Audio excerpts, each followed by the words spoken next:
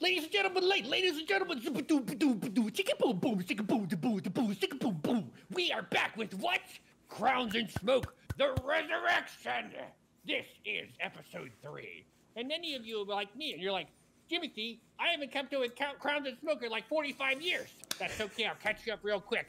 The team is basically a group of stealthy assassins/thieves, basically willing to do whatever work they need to make lots and lots of money. The team is trying to get this Devil's Paw, which is very magical indeed. And they've decided they need to bomb their way into the spot to get into this special house and snatch it. But Kish, trying to cast a darkness spell and deceive them so he could grab the barrel, has tripped over and fallen incompetent. The darkness has been canceled, and we continue with Crowns and Smoke. We're back. I'm so happy that we're finally back, and it is all my fault that we were gone for so long, but thank you all for joining us for the resurrection, the return episode of Crowns and Smoke. I hear the hottest D&D campaign, at least top 5. I'll put it in top 5. I'll wait till we get going, kind of another couple episodes back in, and then I'll start calling us the hottest D&D campaign again. It has been a minute since we last played. It is wonderful to see you all. We have a new player with us, and we have, unfortunately, had a player leave. But we'll get to all of that, guys. First of all, I want to just do just kind of a brief overview of this campaign once again. It has been something like 6 or 7 months since the last time we played. A lot of things have changed. But the only thing that hasn't changed is our love of Dungeons and Dragons. Crowns and Smoke, D&D campaign born from my own mind, taking place in the city of Blackwater.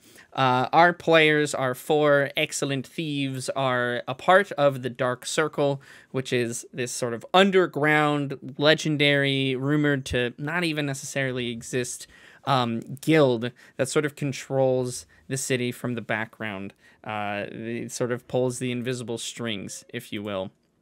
The city of Blackwater itself is this giant metropolis controlled by several different guilds that exist.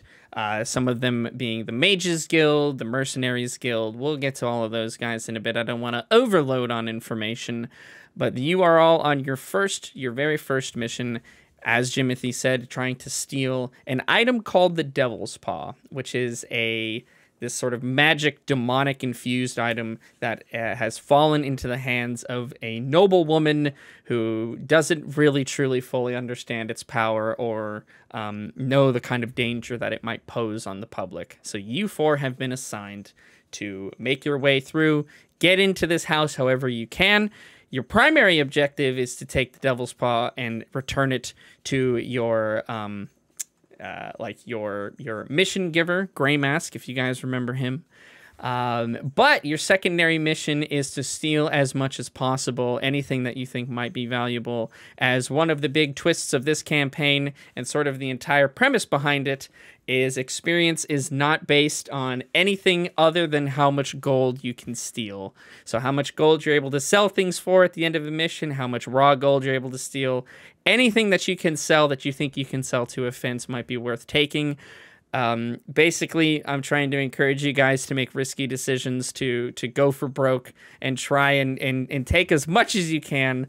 Or maybe you guys decide to play it safe. It's completely up to you. I know you're all very safe players, and certainly you wouldn't do anything to jeopardize the mission, of course. You all are, I would say, about halfway through your mission.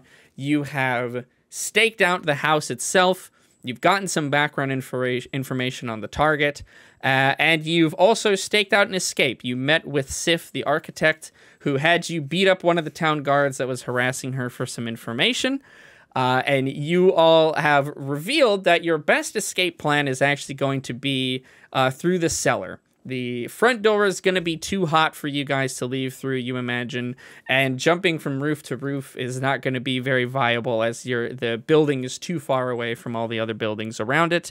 So you needed to think of a different escape plan. She recommended getting in touch with Fizzle, the demolitions expert, who you're now doing a mission for, in order to blow up the side of the wall in the basement, which will lead you to the sewers, and you guys can make your escape that way. Fizzle, however, because nothing is that easy, has gotten his recent shipment of black powder stolen from him and says that if you are all able to retrieve it, that he is more than happy to help you guys out on the down low, of course, because he would never deal explosives to the common public. His explosives are only used for, government-sanctioned demolition projects. So you are all now trying to do that, and have made your way to a sort of upstart gang and upstart guild that calls themselves the Rotten Sharks. They were the ones to steal this black powder barrel. Who knows what they were going to do with it? They really fancy themselves as, they're going to start making some big changes around. But you guys tried to take the stealthy approach.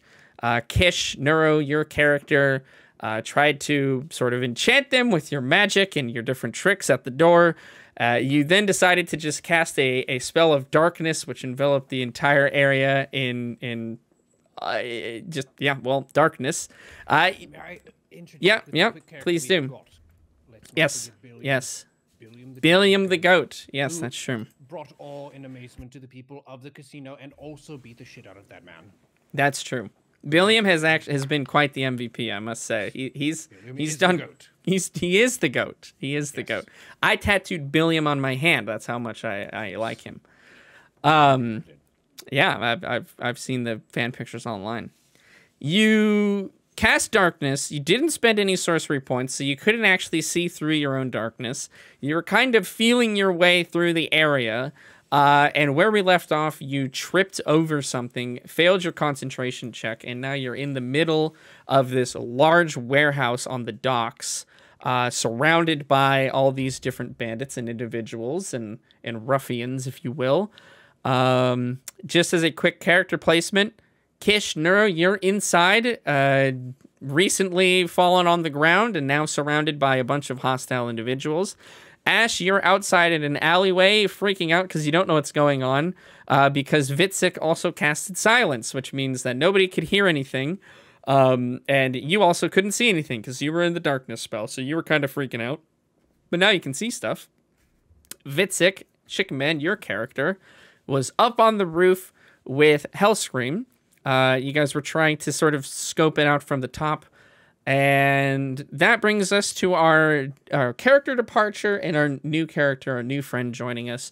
Hellscream, in the time that I've lagged in getting our sessions back and restarted, has had a commitment come up whenever we are going to be playing D&D, usually on Tuesdays. So he's unfortunately unable to attend these sessions anymore. So we have replaced him, the irreplaceable, with Nightmare, who you all should recognize from many a chat. Nightmare, if you want to introduce yourself, feel free. You new to D&D, but very excited to have you join us, my man. Yeah, I'm happy to fill the spot. My first real D&D session. Happy to be included. Hell yeah, dude. Super happy to have you join us. So for the current session, it'll be a sort of a transition phase. Nightmare, your character is not in quite yet. Once your character's introduced, we'll let you sort of do whatever backstory or intro that you would like to do for your character. And I'll sort of control Hellscream's character for now. But that was a lot of information. I just tried to do a mega recap of everything. I'm sure I missed some stuff, and I'm sure I also fucked some stuff up. That's okay. We'll just roll with the punches and kind of go with it here. Do we have any questions from anybody before we get started?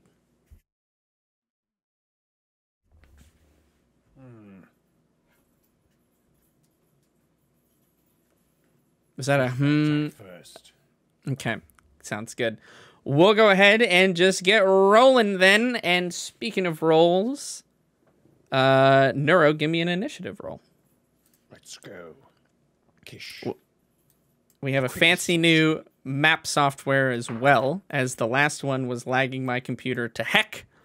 So, apologies. 6 + 2 is 8. Okay, that's not very good, but I appreciate Yes, the it honesty. is. No, I don't know about that. I don't think it It's was. an even number and it's double 4. And Okay. it's so much higher than 1. Yes. It is. It is. Yes. I would say infinitely, but it's not infinitely higher. Yeah, new map software though, so gonna be some hiccups with that too, I'm sure. Just figured, hey, let's just do everything new as while we're getting back up and rolling here. You rolled an 8 for your initiative. Let me go ahead and roll for mine as well.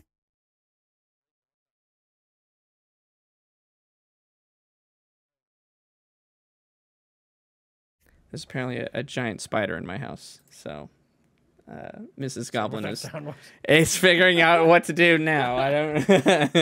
Yeah, there's That's a big our next old. quest. That's the next quest. It's gonna be dealing with the spider. Yeah, basically rouse the cat from his slumber. Remarkably, I am kind of pissed at this. Actually, you were able to roll higher than I told you it was a good roll. than all of my goons. Fucking goons, dude. Come All on. relative. It's all relative. All right, maybe the goon leader will roll a little higher though. No. Not really. All right. Let's go. All right. Yeah, Neuro, you are going to be going first.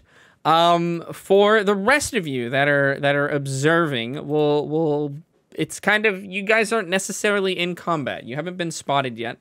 So you are not you don't have to roll initiative. You can kind of act whenever you want to. You can't interrupt people's turns, but you can take your turn before basically anyone you want. For Chicken Man and for Ash, you guys can kind of do what you want to do. As a frame of reference, Ash, oops, sorry. Your character is out here in the alleyway. There's sort of this just dark negative area, just looking at the stone cobbly kind of spots here. But you've not been spotted yet. There's a couple of bandits that are out front, keeping guard. Chicken Man and Hellscream, you guys are up on the roof. I kind of have that symbolized by being off to the side here, but you're actually more so kind of in the middle, like over here sort of deal. So we'll just keep that in mind that you guys aren't actually on the ground floor quite yet. The rest of these individuals have come out of a stupor as they've recently had a bout of being deaf and blind. And suddenly that has snapped away. Or actually just the darkness. Is the silent spell still active, Chicken? It technically is, but not for long. Okay. Because as the darkness dissipates, it seems really silly. Well, it's have your the silence it's stay. it's up to you though. I mean, I think I'm gonna. you're gonna that rip away. it. We'll just rip It's it not- at the it's same not time. helpful at the moment. It wasn't helpful before. Let's just be very honest. But He got in. He got to the barrel. All right. okay, that's fair. That's fair. So as the darkness falls, we'll say that the silence spell that you cast falls as well. And yeah, Neuro, it's on you, my friend. It is your turn. What would you like to do? You are kneeling on the ground. The barrel that you're after is right next to your character. It is, you realize, too heavy to carry on your own. You quickly test the weight. It is probably a solid 40 pounds. You could carry it on your own, but you would let me amend that. You would not be able to really do anything else. You're strong, but you're not that strong. Not We've strong enough dropped to a move rope. the barrel in combat and just have all that be fine. What's that? I wouldn't be able to move this barrel in combat while they're all attacking me, basically. I mean, you could. You would just be getting attacked. I mean, I guess if you want to, That would be a very bad. Let's not do that. it's up to you. But yeah. He did by the way say that his barrel was marked with his sort of insignia, which is like a goblin face with a couple sticks of dynamite out of the sides of his ears. So very recognizable, very easy for you to see. You're positive that this is the correct barrel that you're after. But it is your go. You let me know what you would like to do, man. And All right. Well, yeah. since you could say that stealth has failed, we can turn to other means of securing the room because the scene clearly now is not safe. There's a bunch of goons all around us. So the first thing I would like to do as a bonus action is use, what's this called? This is a very cool twice per long rest thing. It's called the Blessing of the Raven Queen. As a bonus action, I can teleport up to 30 feet to an unoccupied space I can see 2 times per long rest. I would like to do so. All right. Where would you like to teleport to? Show me the movement. Where do you want to move to? Okay. So, one thing I would like to do, I guess I could do damage first. Which one of these is the boss? Well, you're not 100% sure, but you realize that all of these sort of thugs in front of you look very kind of shoddy. They have kind of rusty weapons or maybe, you know, hand-me-down blades or daggers. Some of them are even wielding like just scraps of metal that they've sort of bound some leather straps to so they don't cut their hands. But the guy in the back, this guy over here, is a large dragonborn who has some kind of gaudy, doesn't really match the appearance of a gangster. It looks like he's trying to be a very like classic mythical pirate, if you will. He's got like the eye patch. He's got like the super bold captain's hat on. He's got like the shoulder pads that are just completely straight. He definitely looks like he's the one in charge, but technically you don't know that. He is wielding a rapier as well, but his weapon actually looks pretty okay. All right. I have an idea. I would like to do a twinned spell. Okay. I would like to do a twinned rank 2 mind spike. And I would like to hit this fancy pirate. Fancy pirate. Some other regular dude as well. Sure. You what's the range on that spell? The range, let's get this correct this time. The range is 60 feet, and it's a single target spell. Okay, so from your guy, you won't be able to quite reach. Your 60 feet is about here. We have I don't know if you can see the ruler, yeah? That's popped up or no? Yes. Okay. So yeah, your character probably not going to be able to reach that far. Can I do my Blessing of the Raven Queen thingy and teleport over like this? Yeah. Yeah. Okay. From where you were to here. How far can you go, did it say? That's 30. Oh, so I can't go that far. Yeah, it looks like the distance might actually be a bit scuffed. So I think I have to recalibrate. Table right here. Okay. I think you can go that far. We'll just have to manually count it. Each of the squares should be 5 feet, but I think they're 10 feet right now. So you can just count each of the squares. So you were here. 1, 2, let's see, 5, 10, 15, 20, 25, 30. Oh, no, that's correct. Never mind. I'm crazy. The ruler is showing the right stuff. Okay. Yeah. So you can go there. The captain is going to be a bit out of your range, though. Oh. That's fair.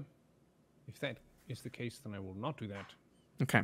I will go just walking like a normal person over to here. Okay. And then I will shoot. Let's see, what else do I have?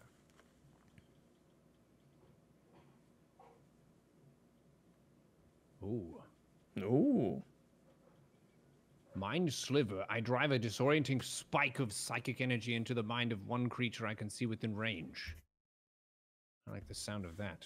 Okay, that seems pretty it's a good. Cantrip. I will use it on this individual in front of me, relative to the boss. Okay, you can click someone and I can see who you select if you want to. This one. That one right there. All right, you're going to shoot him with Mind Spike. We're mind spiking him. Sounds Mind good. Sliver, sorry. Mind slivering him. Sounds good. We'll call him Bandit 1. Boom. Just so I have a reference in my tracking of all this. One. All right, what does it do? Read me the stuff. Mind Sliver. Okay. Does 1d6 psychic damage and subtract 1d4 from the next saving throw it makes before the end of my next turn. Okay. Is there any save or anything on it, It is or int 14 hit DC. okay, int 14. Let's take a look here. Mind Sliver. All right. Yeah, it is an int 14 save. All right. Well, he is probably going to fail that, but let's go ahead and roll anyways. How smart is Bandit 1? Bandit 1 is not smart enough. He fails his save, unfortunately. So go ahead and roll your damage. He takes 1d6 psychic damage. Subtract 1d4 from the next saving throw it makes. Okay. All right. Sounds good. 6. Let's go. All right. Yeah, you conjure up a sort of shard of dark energy in front of you, which sort of disappears in a moment and fades away. And the Bandit 1, who's a sort of stocky dwarf wielding like just, again, kind of that piece of metal with just some leather banding around it, kind of groans out in agony. He drops his weapon for a moment, grasps his head, groans in agony, before kind of coming back to his senses. Still looking a bit, yeah, looking a bit worse for wear, but recovered at least enough to pick up his weapon and start fighting again. All right. Anything else you want to do on your turn, my friend?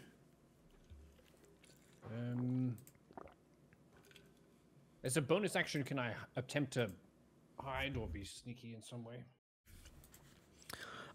Yes, you would need something to hide behind. I will let you know that is an action you can do in the position you're in, unless something were to change via magic.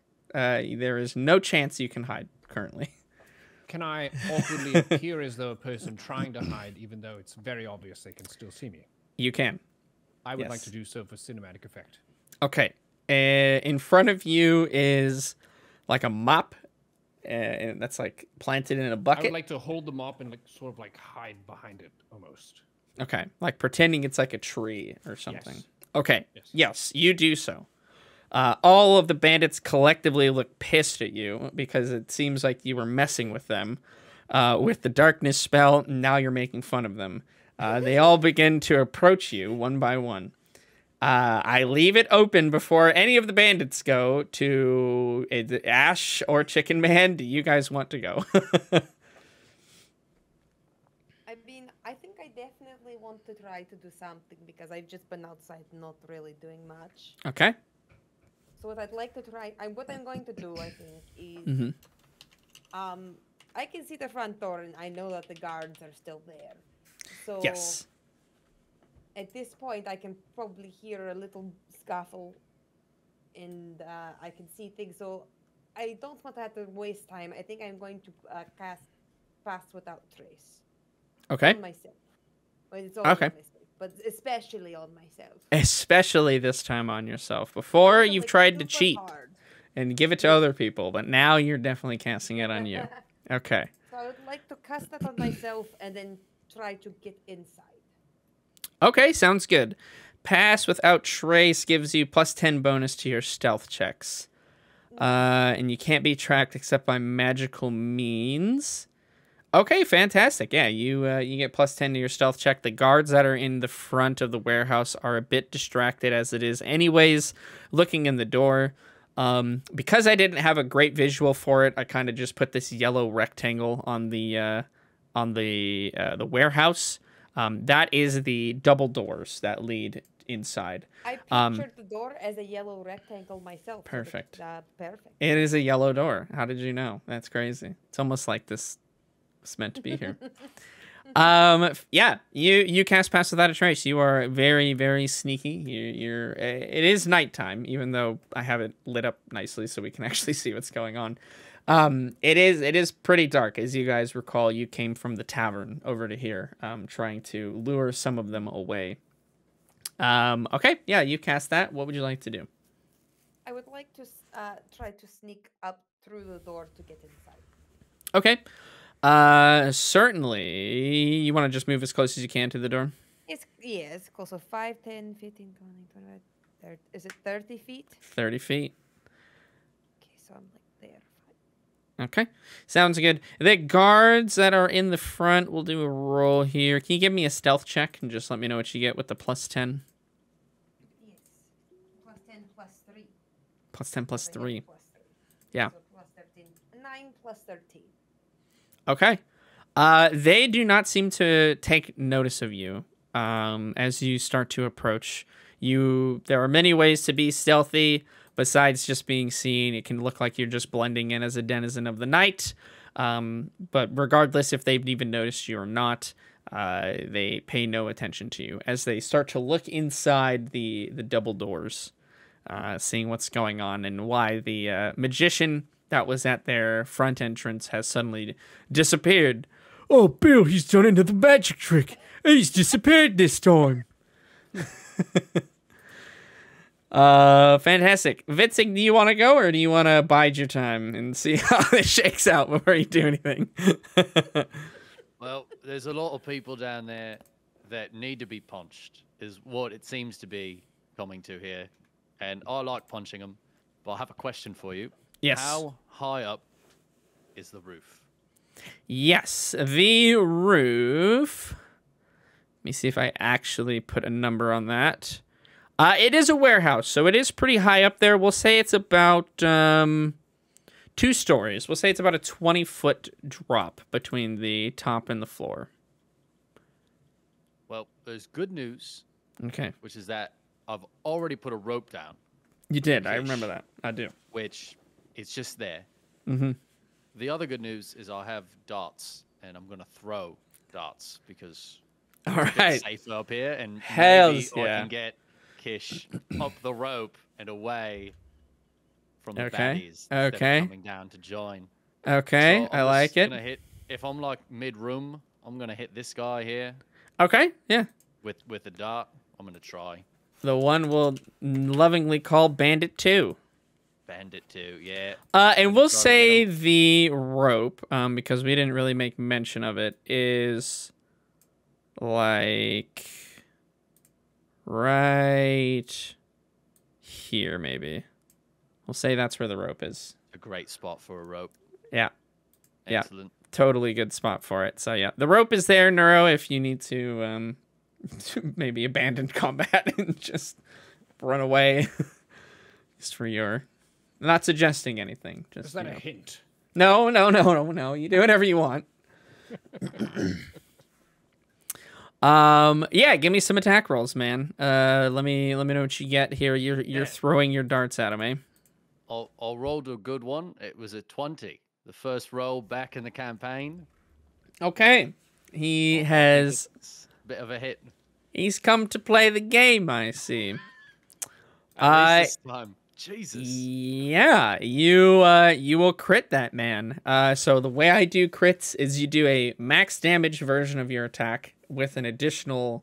So you just roll like normal, and then you get like an additional max damage on that. So you're gonna This get a guy is plus so 8. Fucking dead. It's actually ridiculous. He's gonna be really dead. I'm sure. Yeah. I also rolled max damage. All right. Nice. So how much is that total? That would be 8 because it's Okay. 1d4 plus 4. Got it. And Okay. then it would be another one of those. It would be another one of those. So 16. And then, just to really make sure he's fucking dead, Okay. I have surprise attack, which Oh, just all right. Yeah. adds 2d6 if the person hasn't taken damage yet.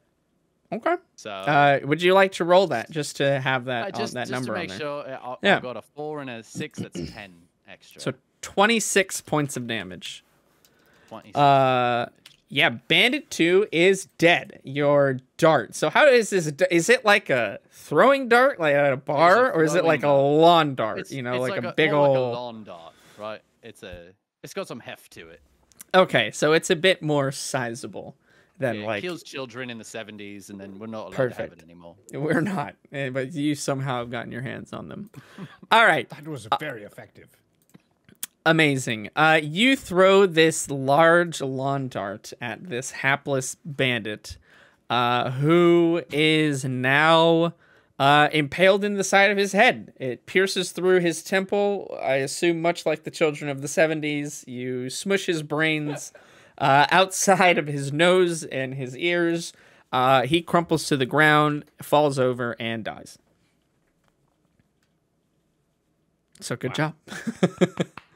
Well played. First blood. All right, Bandit 2 has been slain. Poor Bandit 2. Hellscream won't go because I'll control his character for now. What are the things this guy can do? I'm sure I won't control him very well. I mean, Climb very, like, he's very good at climb. that's true. If I remember correctly, he has the same climbing speed as he does walking speed. He does, which is I'm walk up happy. walls. I'm happy his character is gone. Yeah, that's right. He has Dread Ambusher. That's what he can do. So he gets Did he 2 have, like, attacks. special boots too? Something like that? Yeah, I don't even remember. He has a lot of broken shit. Good riddance. No. He is going to shoot his longbow at 2 of the Sons of Guns.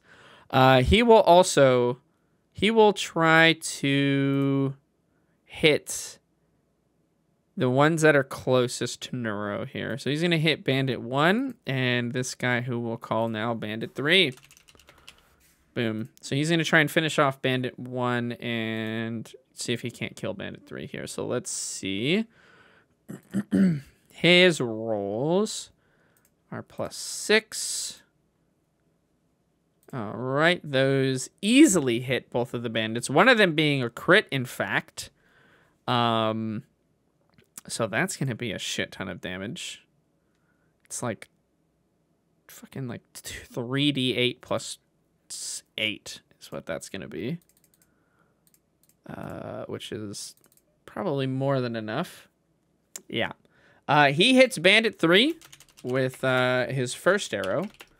A very similar way to Bandit 2, except a lot cleaner. The arrow just passes through... Well, actually, not that much cleaner. Passes through his neck. Just whistles through, sticks into the ground below him. He falls to the ground, bleeds out in seconds. So he is dead as hell. And Bandit 1 takes... Yeah, enough damage to also be dead. He shoots another arrow very quickly, stabbing into his side, and it's just too much for the poor Bandit 1 to bear.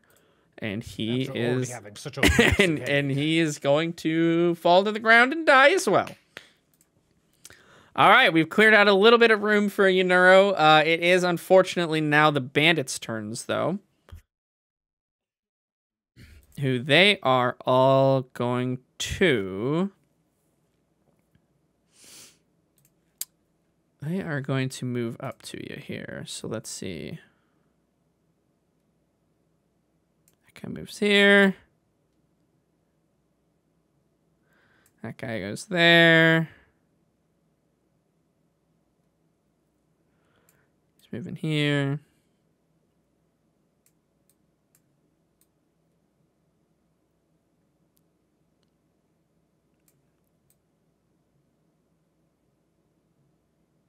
It's so much nicer to have actual visuals, though. Okay.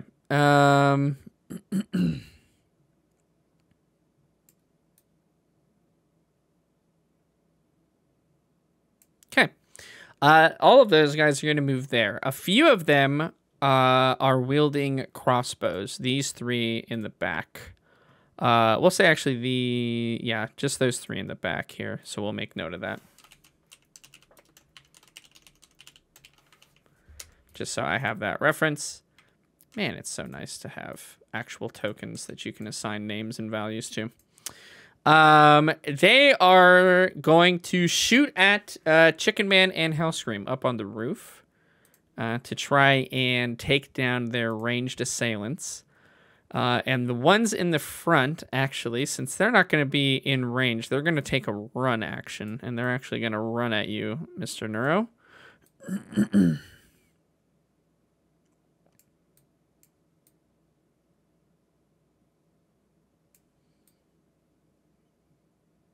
and they have you sort of pinned up against the wall. But they did take their action for the turn, so they are unable to do anything else at the moment.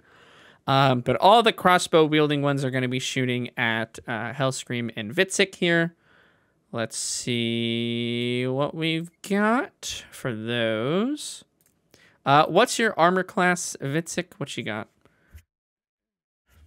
I believe it's pronounced 7 fucking teen. Okay. Okay. That's correct. One of them is going to shoot at you. The other two are going to shoot at Hellscream. And they're all going to miss. So fantastic. Cool. Oh, no. Wait. One of them hits. Yes, baby. All right. One of them hits Hellscream. I love it when my creatures actually hit people. Like, holy shit, that's crazy. And wow, actually hits him for 9 damage, which is a decent amount of his health. All right, he's down to 10. We'll see how that works out for him. Okay, the bandit captain is going to go as well. Does he have anything that he can do here? He does. He is going to pull out 2 of his daggers and chuck them both at Hellscream as well. So let me see if he hits those. That is going to be a hit on one, a miss on the other. One of the daggers embeds itself in Hellscream's thigh. The other one sort of clangs off the ceiling, the beams that are up there, and falls to the ground. But the one that hits him is going to deal a total of 4 points of damage. Not too much, but chipping away. Fantastic. All right, back up to the top of the round. Neuro, it is your turn. I am a Shadar-kai. I am a sorcerer. I will not be beset upon all sides and give up. No way. Not even close. At a 2nd level, I would cast the amazing spell. Wait. As a bonus action, first I will teleport using the Blessing of the Raven Queen, which is a Shadar-kai exclusive. 30. So that's 5, 10, 15, 20, 25, 30. Yep, looks good. And as I do so, I would like to say, you're all very slow moving, aren't you? And then just poof, teleport. And I'm Okay. there. All right, And you're over then- there. That's my bonus action. And then as my action, I will then cast at a 2nd rank the most powerful spell known to all, called Invisibility. Oh, shit. Okay, that's a good one. That is a Then I good will be one. Out of their sight entirely. Okay. Invisibility. I like it. Let's see here. I don't think there's... Do I get any perception save against this here? Nope, you're just invisible. Okay. Yeah, okay. Do you want... That was your bonus action, your action. Neuro, you sort of shimmer out of view as you teleport in like... it's almost like a black cloud. I think you maybe left the page that had your camera, by the way, while we're at it. I turned invisible. He turned invisible. My God. He tricked even me. Oh, my Lord. I was like, oh, we're having a bit of a technical issue. Let me adjust that. No, he got me. You fucking got me, dude. You got me. I'll take it. I'll take it. I'll take it. That was Absolutely destroyed. absolutely got me. Your invisibility worked a bit too well. The end. You're invisible, bro. Even I can't see you. Excellent. And apparently don't even Twitch remember. chat can see me now. No. You are invisible. You still have your movement action if you want to move somewhere as well. You still get that too. So Oh, I will go Totally. 1, 2, 3. up to you. We'll go behind him. Okay. Do so, my friend. Boop, boop, boop. Perfect. Amazing. I love it. That's my We'll turn. go to Ash. It's your turn. You hear commotion, fighting, the sounds of death inside. You don't know if your friends are in danger or if they're kicking ass. You still have your pass without a trace, so you're still quite stealthily moving along the side of the building here, especially now that the guards have left their post to go inside and aid their companions. What would you like to do? I'm going to still go straight for the door. I feel pretty good that no one can see me, so I'm going to go to the door. Okay. And then I'm right there. I can make it to the door. Okay. If you want to cast any spells or anything like that, totally up to you. The doors, we'll say, are wide open at this point, so you can see inside of the warehouse. We'll even say, well, actually, no, you would not have, well, would you? No, you wouldn't have seen Neuro turn invisible, so No, you're would- actually not I'd sure love where he is. to have seen it so that I could use my pass without a trace on him as well, but now I No have can. to choose who to put it on, and I cannot choose someone I cannot see. So. That's true. No, you can't. Okay, so you're just going to hang out next to the door for now then? Yeah, I think I was going to hang out next to the door because I'm not sure what the fuck is going on. That's a wise decision. Vitzik, you have been shot at. You've not taken any damage, but you see that Cerulean next to you is worse for wear. He has a bolt sticking out of his shoulder and a knife stuck in his thigh. What would you like to do? All right. I'm going to take a moment. I have an idea. All right. Is it a good idea? We'll find out shortly. Hell yeah. So Kish just disappeared, right? He teleported and then Yep. disappeared. Yep. But I watched it. I saw him Mhm. teleport and disappear. You saw it all. And I think I can make it look like he reappeared on the rope. Oh, Minor illusion. a minor illusion. As if he teleported Whoa. again. And he's not really invisible. Whoa. Bow, bow, bow, bow, bow, bow. That's And he's just crazy. going to be like climbing up the rope. Where So that in the they- world is Aston Balabrega? No one knows. Okay, so you can create a sound or an image. You cannot create both, so it'll be a completely silent Neuro. He's busy climbing the rope, you know? Busy climbing the rope. No Too time busy to talk. say I'm anything. climbing this rope. Okay, you okay? So yeah, describe exactly what you're gonna have it look like here, just so I have a All good right. reference. So you said when he appeared, when he teleported, it was like a puff of black smoke, Yep.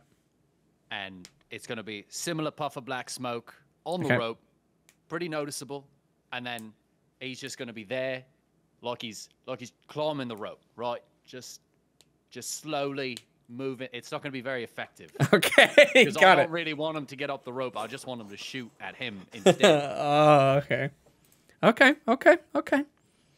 What is my... Let's see. We can use investigation to... What's your spell save DC on that? I have no idea. That's okay. Oh, fuck. For monks, it's something special. Oh, my God. Hold on. Of course you're playing a monk, bro. God damn. That's all right. Oh, Spell save DC. it's not under your spells either for some reason. Okay, well, we will need to figure that out. That's okay. We could figure that out relatively quickly. We'll say that you do that, though. Is there anything else you're going to do on your turn? I don't think I have any good bonus actions to take. Okay. But yeah. Sounds I think that's it. good. I'm just trying to find this. Sorry. Spell say. Yeah. Okay. Save DC is 8, plus your proficiency bonus, plus your wisdom modifier. So. My let me wisdom s- modifier is +3. I And your don't know what proficiency would be. Your proficiency is on the front page next to charisma. It's +2.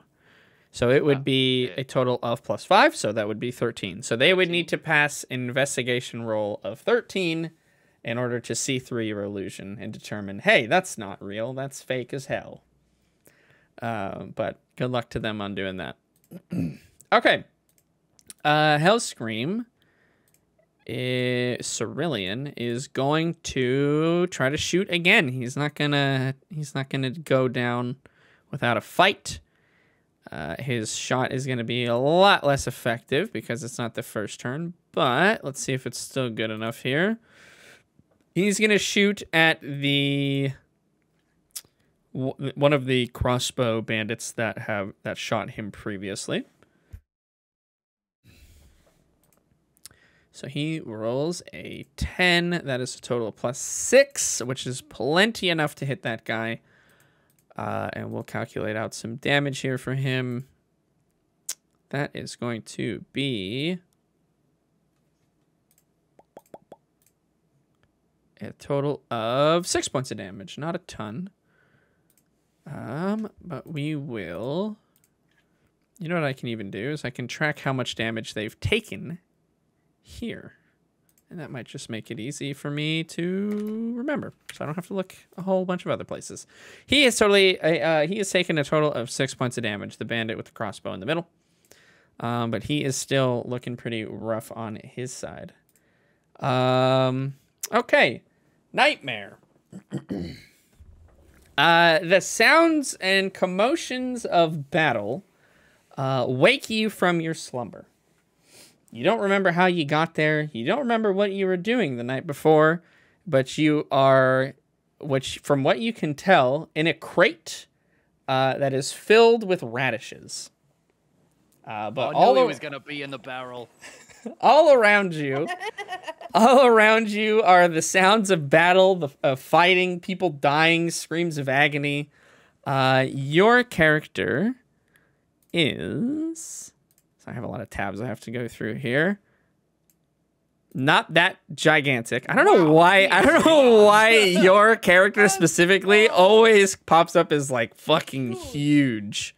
I mean, I always tell guys they're like really huge, but that guy's really huge. You wake up in one of these crates.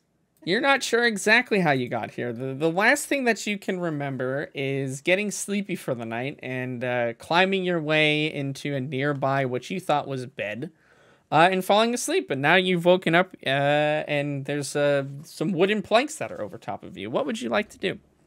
I'd like to push the planks aside and try to get my bearings. Okay.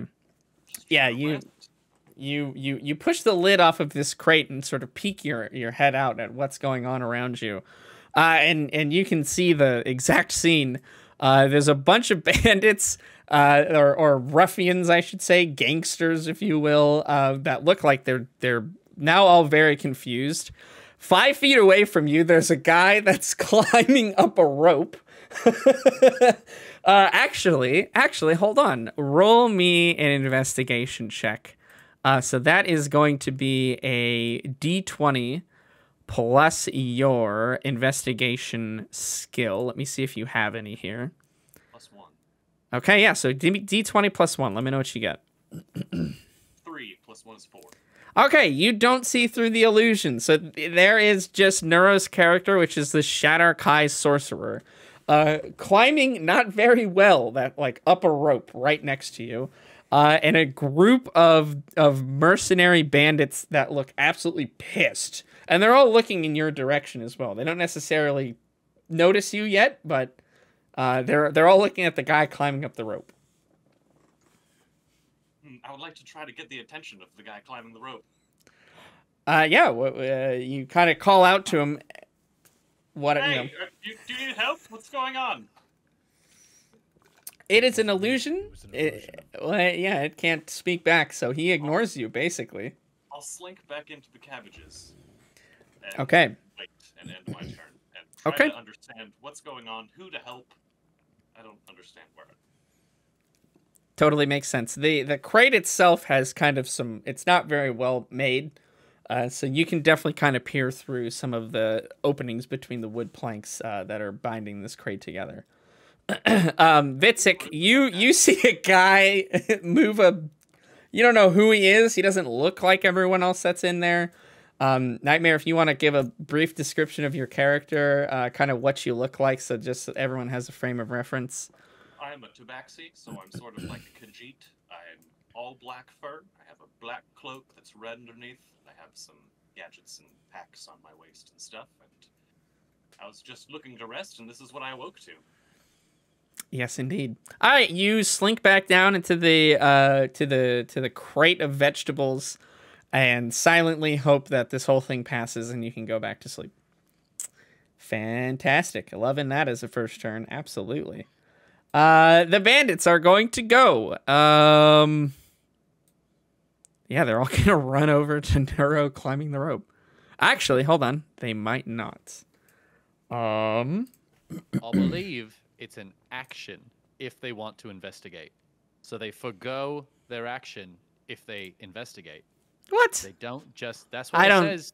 Where? It Where does says- it say that? It says in the description for Minor Illusion, if a Oh creature my uses God. its action to examine the sound or image, the creature can determine blah blah blah spell save DC blah blah blah. It's their action, so they can run over there and they can be like, "What's this?" Got to pull out their magnifying glass. But Okay. They're not smart enough to do that, so they're just gonna run over. That's what I'm saying. Okay.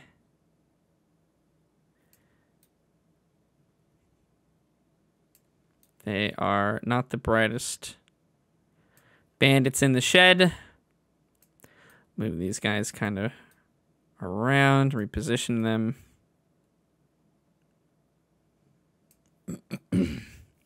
The bandit captain moves. Neuro, technically, you have the opportunity to make an opportunity attack against him with a melee weapon if you choose to. That would get rid of your invisibility, but you are able to do so if you want. I'm not a melee class. I'm not doing that. I'm just letting you know. Okay. Appreciate the heads up. All right. And he is going to probably throw again. All right. The two bandits here in the front are going to attack Illusion Neuro. Which I believe against illusions, it is an auto hit. I don't think there's any armor class for that. So they both immediately hit the Neuro illusion, and it dissipates instantly. So it kind of shimmers away. They strike at him with one of their swords. Some of the rope falls to the ground even, and they're just like absolutely baffled at this entire situation. Just everything happening around them is so confusing. They just don't understand. They're used to like brawls and fights and inns and alleyways and mugging people in carriages. They're not used to this highfalutin magic dancey shit that you guys are doing. So they're all getting increasingly angry as they realize they're being taken for a ride, if you will. To the point, actually, that one of them begins to climb up the rope because he sees you up there now, and he's gonna try to come and get you. Come on. The three crossbowmen are once again gonna take shots at you and at Cerulean. Bring it on. They'll do another 2 at Cerulean and 1 at you, Fitzik. Once again, only one of them is gonna hit Cerulean. The other ones kind of clang off of the, again, the metal bars that are holding up the roof. There's those window panes of glass that are, some of them are cracked and shattered, letting in some light in from the moon and the stars. One of the bolts actually passes through one of the window panes that's next to you, Chicken Man, shatters it, rains down some debris and glass slivers on the people below, but the glass is so old that it doesn't really do anything. It almost dissolves away before it's actually able to to do any damage to anyone. Okay, he's gonna roll against Cerulean, and Cerulean gets knocked unconscious. It stabs him in the side. The bolt sticks once again in his side. He kind of swoons a little bit as the pain takes over and he loses consciousness. His character, well, because we have to get rid of the character anyways, I would normally probably give some other things happening. I'd give maybe Chicken Man a chance, but for cinematic purposes, we'll say Cerulean's character Again, he swoons for a moment, he's trying to kind of catch his balance, but loses consciousness, falls through the pane of glass in front of him, and slams down onto the ground, onto one of the bandits that was standing underneath the rope. And we'll say dealing enough fall damage, because 20 feet of falling is quite a heavy drop, killing the guy who was next to the rope, but also killing Cerulean as well as he clambers to the ground and smashes his head in on the floor below. Your companion, who you've just met and just made friends with. I think There's no I more. liked him. I had known him for But it may be unfortunate. a week, but it felt like 5 weeks. It felt like at least we'd hung out a few times. We did. I think We he had a- was there that one time we hung out, but he's really quiet and hides in the corner, so it's hard to tell, but I think he was there. Rip in peace. Oh, F. F in the chat for F's Cerulean. in chat. F's in chat. Oh, Cerulean. You were so good at climbing. Oh man. All right. Now that that's dealt with, I can close this character sheet. Fantastic. We gotta Okay, make let's sure move to on loot very his quickly. body before we leave. Oh, that's Just true. putting that out You there, he's can't. got a You. lot of gold. That's He's got a true. lot of things Yeah, to yeah, his yeah. boots. I Wow. like he's got your good boots. style. What a I like cat. your style, He Vitzik. I just like your died, style. thinking about Well- rummaging his pockets already. He's You know, not if using I them die, anymore. You have full permission to rummage through my pockets. Just Same, not, same. not my meat pocket. Wait, no. Yeah. I'm not using it anymore. You know, you do what you want.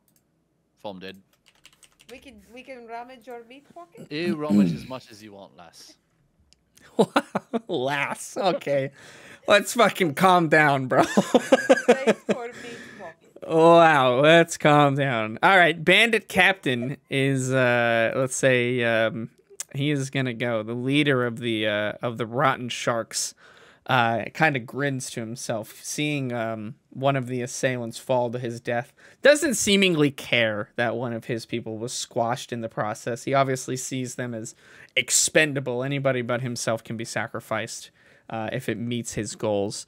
He's going to throw both of those daggers at you, Mr. Vitzik. You couldn't hit the barn side of a broad. The bronze side of a broad. 7 and he does not. One of them gets eerily close, but you kind of back away quickly.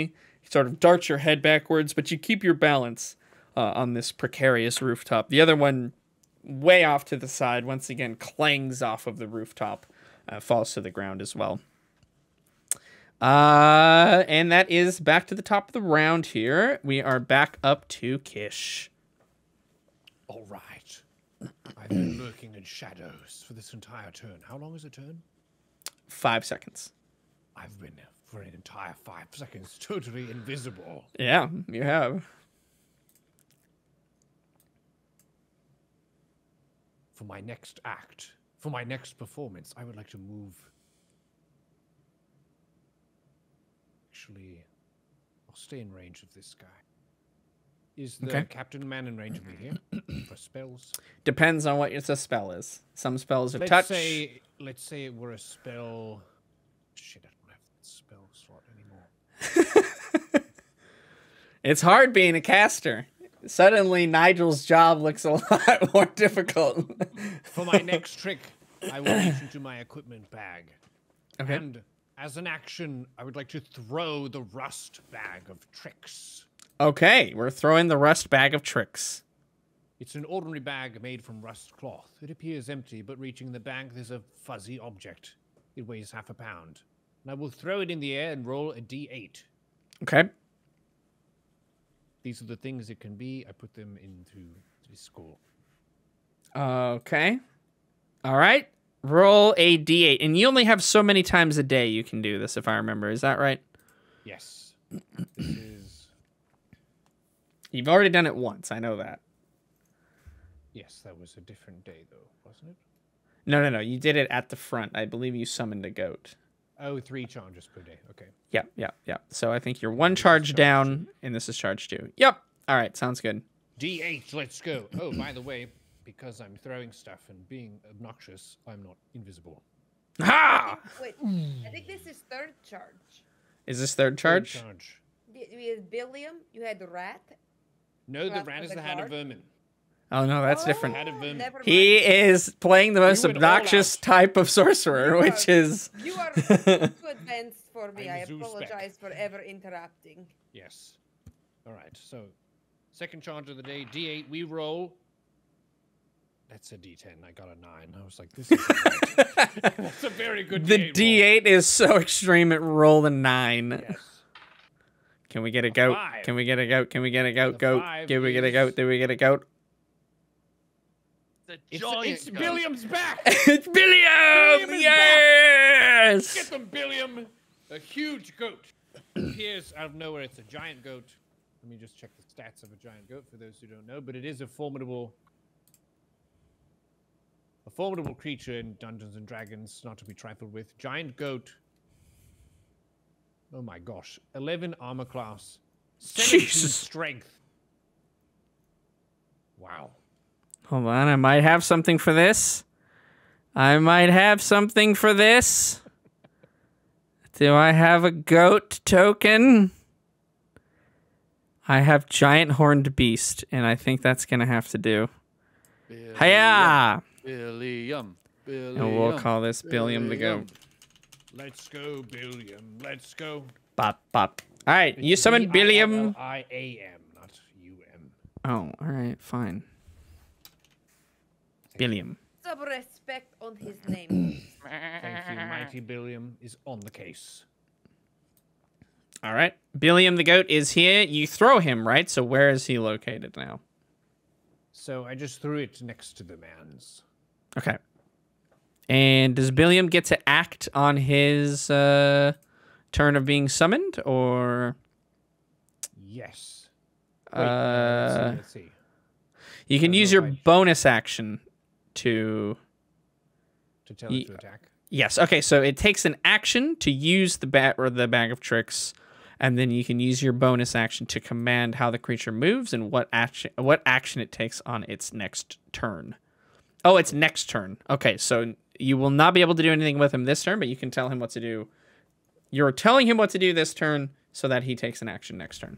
In that case, I will throw him to be here and charge is 20 yards, so I'm guessing the boss man is within 20 of that. Yeah. So long as he doesn't move before then. So I will command him for the next turn. Billiam, that man is evil. Go bash him. Okay. Yeah. Bah.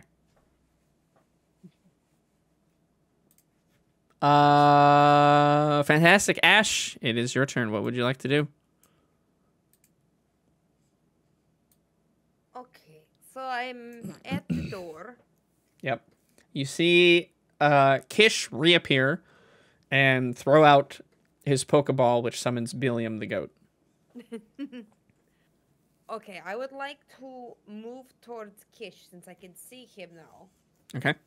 so that I can let him benefit from my pass without a trace. Okay. 1, 2, 3, 4, 5, 6. So right there, and he has to be within 30 feet. So he's He is there. Then- So if you guys manage to get a stealth check off, then you will be able to get plus 10 to that. Any other actions you want to take on your turn? Anything else you want to do? Or are you just happy to move in closer to Kish for now? I mean, if I were to, I did my movement. If I were to do my attack, like I still have pass without a trace, though, right? Yeah, let me see. I believe pass without a trace. It is a concentration, so long as the attack or whatever you do is not a concentration, you won't break it. If you get attacked and you take damage, we'll have to make a concentration check. That's where you could potentially fail to maintain that spell. Gotcha. And then, can I do like a cantrip at the same time, or would that be no? Yeah, you can do anything except for another concentration. So if you look at the cantrips, if you look at, you know, for instance, Sacred Flame, instantaneous. That's not that's totally That's fine. what I was looking to do. Yeah, it was exactly that. So I would like to Sounds cast good. Sacred Flame has built in 60 feet. So I'm going to cast that at the big boss man captain. All right, big boss man captain, you got it. What is the? It's a save for me. What is the? It's a Dex 14, I Dex think 14. here. Okay, let's see what big boss man captain is able to roll here. He fails fucking terribly. So Eat a boss man captain. Okay, so D8. That's a 10. There's also a 10. Where did my D8 go? Well, apparently I will roll D8 somewhere. D8 roll. not having a D8, dude. Can you even? No, I have a D8, but Eh, apparently it is a missing. likely story. A I likely do story. have it. You can always roll a d10. That's what I did. That's how I got a 9. That's not how this works. Okay, I rolled D8 and I got a 6. Okay. So that is going to be just 6 damage. And then is there any other effect that happens there? 8 gain. No, it just takes 1 D8 radiant damage. Alrighty. So he has taken 6 damage so far. I'll just go ahead and write that there. Fantastic. Anything else you're doing for your turn, Ash, or are you finished? No, I'm just going to crouch and try to, be sneaky. Okay. Sounds good. Awesome. Chicken Man. It's on you, bud. Oh yeah. All right. You This just guy's saw the Cerulean road. fall to his death. Yeah, I've got to get some revenge. Yes, you do. Fuck these guys. We're gonna kill every single one, steal everything they have, check every single one of their pockets, even that one. And I'm gonna start with this guy on the rope. Okay. 'Cause he's right here. How far up the rope? He's barely started. He's kind of doing the knife in the mouth, climb up the rope sort of deal, glaring at you like he's going to come and fuck you up. All right. So we think he's still probably about It's most like- of the 20 feet. Yeah, Do we he's think probably maybe like 15? 5 feet up. No, well, because Oh, he used 15 basically his. 15 from me. Sorry. Oh, yeah, 15. yeah, okay. Sure, yeah, 15. All from right. you. Well, that's good news for me. Oh, Because okay. I've got a tattoo, Ah, yes, you do. and it's a fancy tattoo, and it Yes, it means is. that I can, for 1 minute, I can punch people 15 feet away from me. Okay. That's Of what course. this tattoo does. Okay, sounds great. I'm gonna activate it, and I'm gonna try to punch him because that's seems like a Okay. good idea. What is this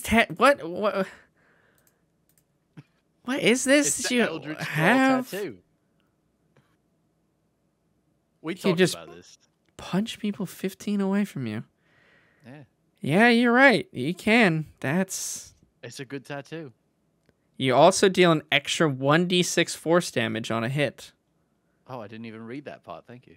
Oh, How often well, can you do it? it's a once a Uh, day thing. Yeah, once a day. So That's crazy. Okay. use now. All right. Give Yeah. him a fast slap. And you have that for a minute, so that's a long like- time. 10 turns, if I'm not That's- mistaken. That's like 12 turns. Yeah. So All right. let's So see you're if gonna I can hit punch. him. I'm gonna punch. I got an 18. Yes, that will hit. All right. And then damage is 5, but it was also plus a 1d6, right? Plus, it says it on the Force item damage. here. Plus 1d6 extra force damage. Yes. And that's 5 more. That's a nice 10. Okay. This sucker coming up the rope. He's okay. He's only 5 feet off the ground, so he would not take fall damage at that height, which is unfortunate because he is slammed against the ground. I believe the item, the tattoo says like inky tendrils, like slam out of your fist, almost like an eldritch horror or abomination, and rushes at this this bandit who's just trying to climb the rope so that he can come and attack you normally. And yeah, he gets slammed into the ground off the rope with a sickening thud. You hear crunch and sort of some squelching noises as bones are kind of shoved into places they should not be shoved. He is still alive, but it is as close to death as you could possibly be without being dead. So he's on the ground and he's not feeling great. I could safe to say revenge has been dealt out, at least a small percentage of it.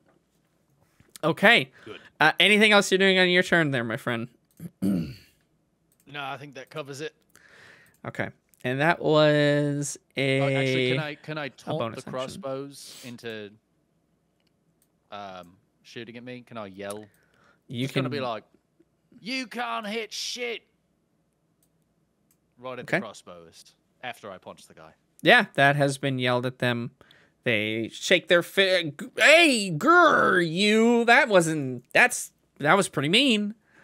And they they ready another bolt in their crossbow. I don't know. I don't have anything else. Yeah, perfect. What a turn. What a fucking item. That's crazy. Okay. Shadowclaw, it's your turn. You see carnage and death and destruction all around you. You see a guy fall from the ceiling, hit another guy. They both go splat on the ground. You see this man bust out some eldritch abomination tentacle, which slams another guy into the ground. The person who was on the rope that was climbing up has suddenly vanished, has now reappeared about 50 feet away from you, and summoned a giant goat. So do all of this as you will. What would you like to do? Haven't become any more clear, so I'm pretty comfortable in my little barrel here watching things unfold. But I would like to check the room for anything shiny that would catch my eye that I might want to pick up and put in my pocket. Take advantage of the commotion. Yeah, absolutely.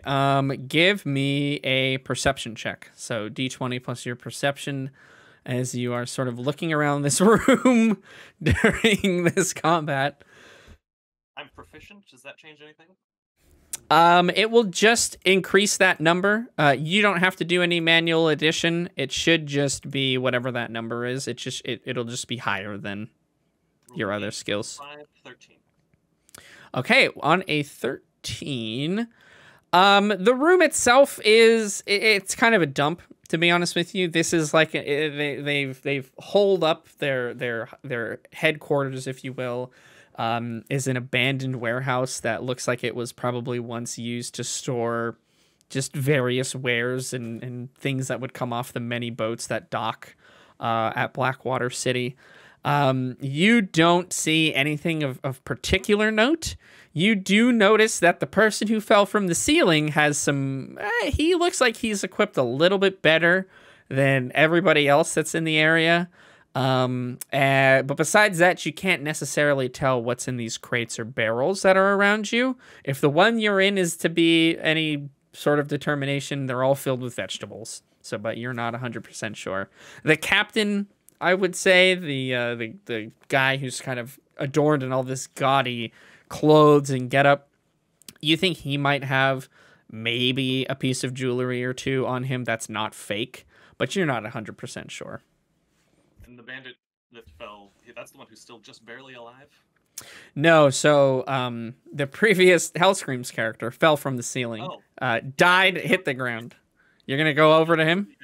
Yeah, I don't know where he fell. But... Okay, I'll let you determine that. If you were to do so, you would walk out into the middle of the room and start looting his corpse. But that's totally up to you if that's what you want to do. Certainly, you would be seen by all of these people, and you get the sense that they would more than likely attack you. Again, this is all totally within your purview if you want to do it. It's just... Well, it does look like he has something worth picking up, but there's no need to risk myself right now. I will stay in my cabbages. My cabbages! Okay, fantastic. Another All right. He's weighing his options.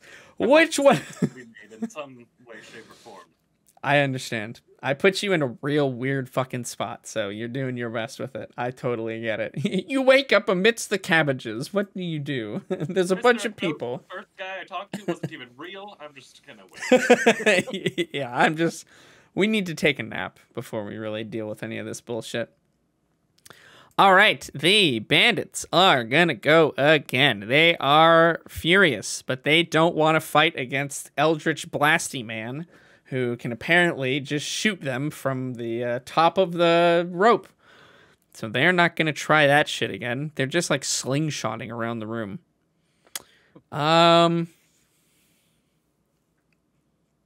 Let's see, Neuro, you summoned a goat. Yes, and not just a goat. Billiam. The goat. goat. I'm just trying to Billiam think the if Large. they would even realize that you are there right now. I don't know that they would. Maybe they would. No, That's not what Pesser does with Teresa. He's sneaky. Yeah, but it's not. Sneaky. You have to be able to actually hide behind stuff in order for that to work out. Like, he has the bonus, but you can't just go, I stealth in front of everyone's eyes and then go, yep, I'm hidden now. That's not what I stealth though. They are gonna, they're gonna walk back. Which they have just been doing. They're getting their cardio in.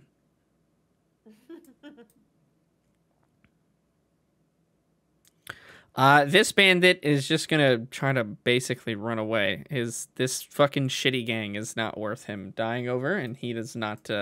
He doesn't believe in it that much in order for him to to perish. Yep, they are doing that. The crossbow guys are going to take the bait, I think, and all shoot against Vitzik. And Let's go. I think Big Boss Man is going to try and fight Billiam, the giant goat. Yeah, I think that's how we're doing it. Let's All go, right. Billiam. Let's go. 19 hit points. Okay. Vitzik, you're a 17 AC. Yeah. +3 to hit. One of them is going to be able to hit you. They all shoot crossbow Oh. bolts at you. You think it's gonna hit me, do you? Yeah, I You know think- you. If you're You know what it monkey, neat I'm stuff. gonna deflect that fucking crossbow bolt. How much damage did it do? Let me That's what see. I want to know. Yep. It deals 5 damage. Not a Nope. ton. Nope, didn't. Okay. 0. Actually, All right. All right. All right. actually, Okay. I fucking caught it. And Did you- I'm gonna throw it back at him. Oh my god. What goes around comes around. Yeah, that's right. I can fucking do that. Yeah, you can. I can do it once. But Do you have the key points? Oh, I just used my last one on it, so Okay. I can do it once. Okay, so you're using this last one to do this. This is my last key point. All right, it is very is cool to though. throw It's it like back the because it's coolest really thing. cool. Monks It's- can do all sorts of crazy stuff. This by far, I think, is just the coolest thing. Yes. All right, yeah, you the crossbow bolt, it looks like it's gonna hit true as he shoots that up at you. You do like a spinning turn in the air as you snatch the bolt out of the air and whirl around, throw it back at him like one of your darts. Give me a deflect missiles attack, I guess. Yeah, deflect missiles attack. It's literally right here. Missiles attack. Oh, I have That's- a button for it and everything. You We do. got 17. That will hit. You deflect it back at the guy who shot it at you? Is that how that works? Yes. Or do you get to Oh, choose? I'll probably get to choose, but it's way cooler if I throw it right back at the same guy. So, right back at him. To interject, throughout all the time I played Monk in Baldur's Gate, you can't choose the target. It's back at the same. Okay. In this real D&D, you do get to choose. It doesn't say you can't. So it Oh, I'm means sorry. I would like to throw a potion. yeah, you do so and it's wasted because that's how potions work. Yeah, you do technically get to choose, but you're gonna just throw it back at the same guy. Yeah, back at the same guy. At least this time. Okay. So Billiam's got the big boss, man. I don't have to worry about it. you're let's just put Yeah, about there. you're like up here, but we'll put roof just so we remember. So you have a range of 20 feet that you can throw it, or 60, but you take it at disadvantage. Oh, true, yeah. So I guess I'm... But you can still do I it. mean, I'm more than 20 feet from any of them, right? Because I'm Yes. 20 feet up. Unless there was one directly underneath where you were. Yeah. So go ahead, roll another d20, and you're just going to take the let's try lowest again. of those two. Yeah. All right, the other one was lower, so Okay. got a nice 18 on this one. Wow. All right, then. Fine. Give me some damage. Give me some damage, and we'll... Yeah. It would be this Well, guy here. 5 damage. All right. That's So exactly... Just a little Well, hit. that's exactly how much damage he was going to deal to you. So it seems perfectly equal perfect. and fair. Yeah, honestly, right. I think you smashed it, mate. Yeah. Wow, incredible. What a turn. Absolute, again, the best monk ability there is, to be honest.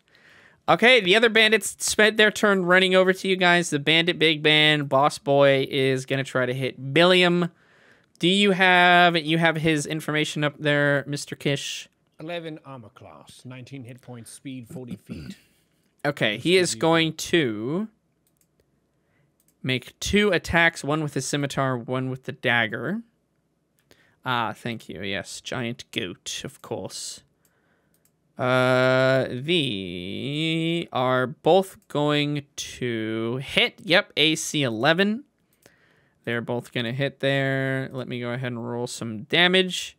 It's a D6 and a D4.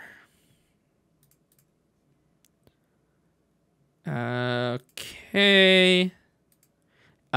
Billiam is going to take 13 points of damage as the leader of this crew lashes out at him and stabs him with his dagger and slashes him across the face with the rapier.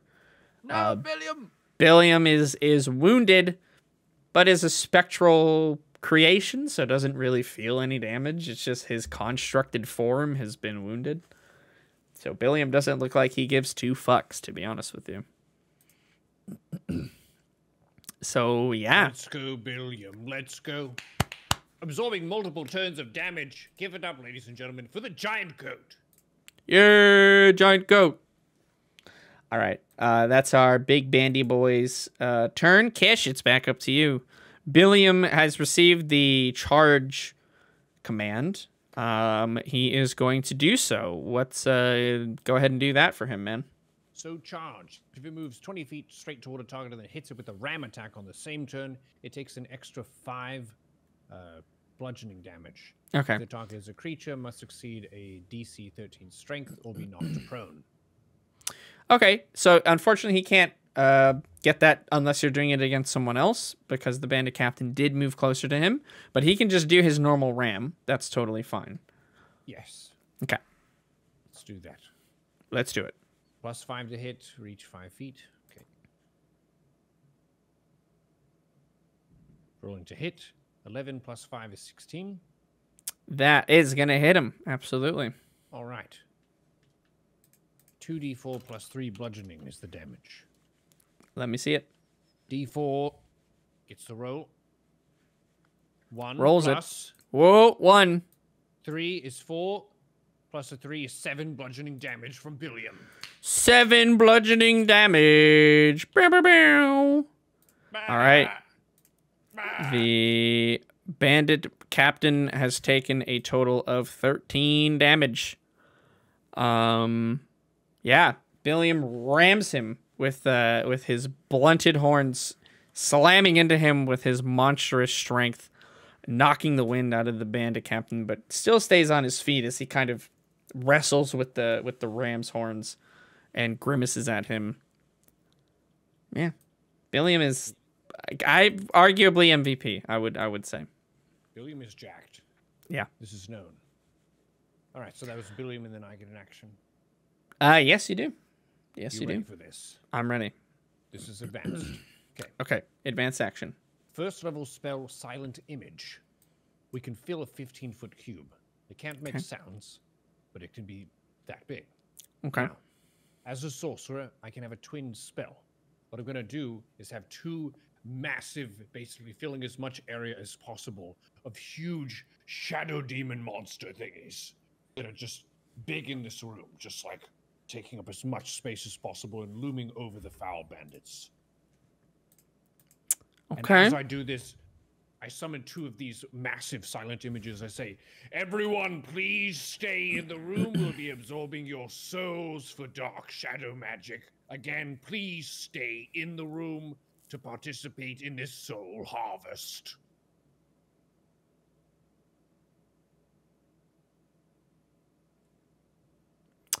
Okay. Roll me an intimidation because there's no you don't get anything just off silent image. Silent image you just make a thing. So it's all up to you and your how intimidating you can be to sell this. So give me an intimidation roll. We have a +4 to intimidation. Mm-hmm. Plus, the Billiam is there, so that might as well be another +4. It might as well be, but it won't be, just to make that clear. 15 + 4 is 19. Okay, that is relatively intimidating.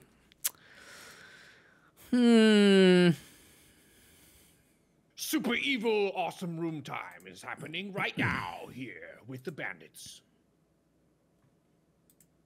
Let me see here.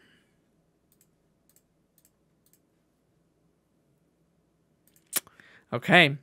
Yeah, they you summon these giant silent specters, almost looking like a grim reaper incarnate, like a demonic, shadowy form.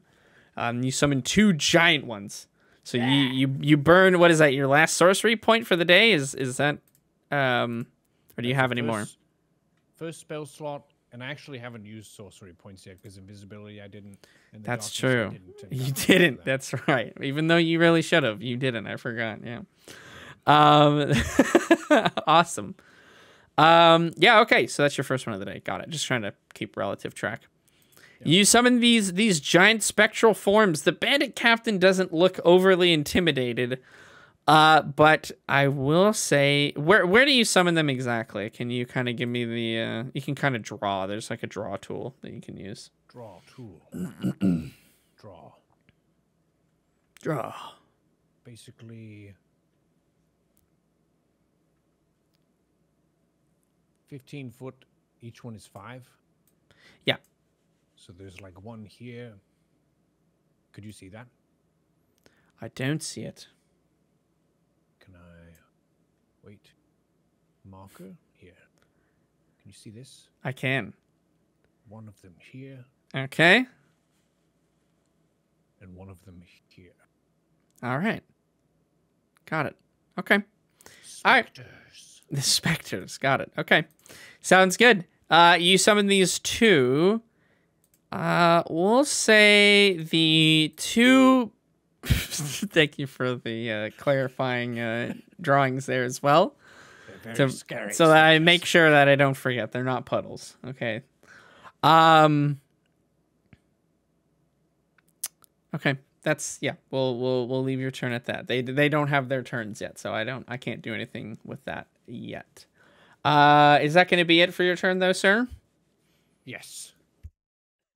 Okay. Any other action you want to give to Billiam, or just continue to have him attack?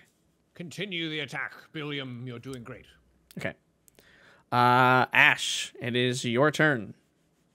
What would you like to do? Okay, for this one now, I think I would like. Oh, how close am I? Oh, the captain is pretty close to me. He's pretty close. But he's probably pretty busy with the goat. Part of me is like, you know what? Fuck it. I'm just going to go ahead again with Sacred Flame against him. Okay. Sacred Flame against him. And that is a Dex 14 save. Okay, let me do that here. Give me just one moment.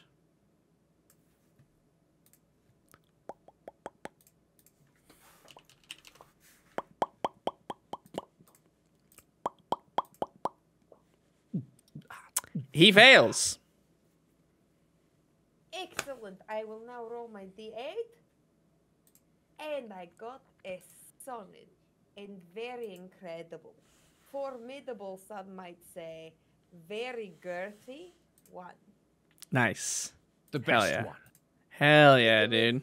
It was a solid, veiny one, but it was a one. Do we have to say that though? Was that Solid required? and veiny. It's that in backstory. Yeah, more. I don't think it Yeah, does. well, I'm filling up the cannon. Oh, You're okay. welcome. Really bringing the world You're to filling life. something else up too, eh? Okay. Well, not with a one, I'm not. It's a critical fail. All right. A column of sacred flame rises from the ground and engulfs the captain for a moment. It looks relatively weak, as it doesn't deal too much damage to him. But veiny. Weak, but veiny. No. Right, but it's definitely he feels more flaccid than he was before. I don't think he does. I don't think he does. Is that listed part of the spell? No, it's not. It's I read it. definitely I dead. even double checked it. It's not. Shockingly enough. No, is it though? Okay. Mm-hmm. So I'm just gonna delete Revenant's token here, and then we are all set. She suddenly died. of her wounds. She suddenly died. Heal my wounds. Fantastic. Okay, you deal some sacred flame. Your flame was very sacred. I will put you back on the table. And then I think I want to try. I'm going to so that I can remain a little sneak. Okay. I'm going to move. I want to move. Oh shit! No, I can. I'm on draw. I'm going to move myself about here and kind of crouch by the table. Okay. Okay. You're kind of using it as cover, maybe. Exactly. Anything I Okay. can do to try to get myself more sneak, more stealth. Okay. I will say that the chance of being sneaky at this point is out the window. There's no way you can sneak unless you leave the immediate area or magical I intervention knock at the door happens. And I come back You could. That would be way more effective than what you're trying to do. I'm just letting you know. Okay, Vitzik, it's on you, bud. All right. Well, I really want to punch people, but it seems like standing up here and distracting the crossbow dudes is probably the best thing. So I'm going to throw another dart. Really boring, but sometimes it's what you got to do. You don't have to do anything. You can climb on down and start punching I people. don't. I'm at least slightly smarter than that. All right, my intelligence is at 12. Wow. Kish is not, let me tell you, because he went in alone. Blind, alone, and deaf. Let's just, And those are clearly the that three has thing he not did. Worked out. So I I'm mean, he seems to learning. be doing okay, to be fair. He's not taken a point of damage this whole time. I'm Aston Balabrega. You think I'm scared of this? True. He is Aston Oh, that's Balabrega. fair. That's fair. My Okay. trusty Billiam, we can stop anyone. You let me know what you're doing, chicken. Whatever you want, my dude. Which one of them is the one that killed my good friend, whose name I definitely remember? If you can tell me the name of that fucking cat, I'll blow my brains out right now. Any Boondock Saints enjoyers? Hopefully a couple of you. Yes. Good, Good man. reference, All right. good All right. reference. Good. Thank you. I His have- name. I have scared the actors in person from that movie. I hug raped one of them. Wow. We're not even gonna get into that. That is a sentence. We're just gonna leave it right there. Moving on. I'm also No, scared. no. Moving on.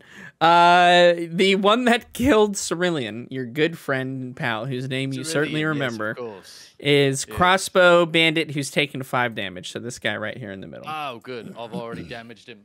Well, I'm You gonna have. try to get him again Okay. with a dart. Dart See him. if we can get him. Hit him with the dart. It's going to be 18 to hit, but I'm too far away, so hold on one moment while I roll again. All right, that's better, so 18 to hit. Wow. Okay. Jesus I'm a Christ. +6. Relax, bro. We're just a casual game of D&D here, all right? It's not like the World Championships. I'm rolling. Good Lord. Yeah, that Rolls are hits. good. It They'll hits. be really bad later. It's fine. They will. Give me some damage, man. That's 3 + 4 is a 7. A 7. Another dart sinking its way into the chest of this individual, dealing an absolutely massive amount of damage. It's almost the blunt force of the throw, as opposed to like the stabbing of the dart that's crushing these people into the ground. The dart sticks through him with such force that he shoots backwards and pins him to the ground with a giant dart sticking out of him. That's for Cerulean, you fuck! Oh, Okay. shout at him. Yeah. Yeah. Let's go. He is big dead. Good. Got him. Got him. Is that going to be it for your turn, my friend? Yeah, that's it. I'll stay up here for now. All right. Sounds good. Next up, we have, once again, Shadowclaw, who continues to probably be confused at the situation forming around him. There are some giant spirits on the other end of the room that mention a soul harvest happening. Can I check if they're real? Because the Yes. last thing that I tried to talk to Was fake. so Yeah, I'm that's hoping true. to see. Yeah, give me an investigation roll once again. That's, I believe, for silent image. Yep, investigation. 7 + 1, I got an 8. They are, from what you can tell, they're real. Ooh, pretty spooky. Can I start sneaking towards the door without entering combat? Yeah, you can until somebody spots you. Let's see, from where you are, a lot of people are pretty distracted with what's happening, so you could probably sneak around the sides of the room so long as you didn't just try to dart for the door. But you can give me a stealth check to find out. I am proficient in stealth. But not today. 5 + 4, 9. Okay. Yeah, you as There's a giant sneakily as goat, you can. 2 spirits, a huge battle, some guy with tentacles for hands. I'm gonna stick to the wall. Okay. Yeah, go ahead and move your guy. You're, I think, up to 30 feet. And just because these three would be looking in that direction, I will go ahead and do perceptions here. What was it total again? Sorry, 13? For my sneak? 9. Yeah. 9. Oh, even worse. Okay.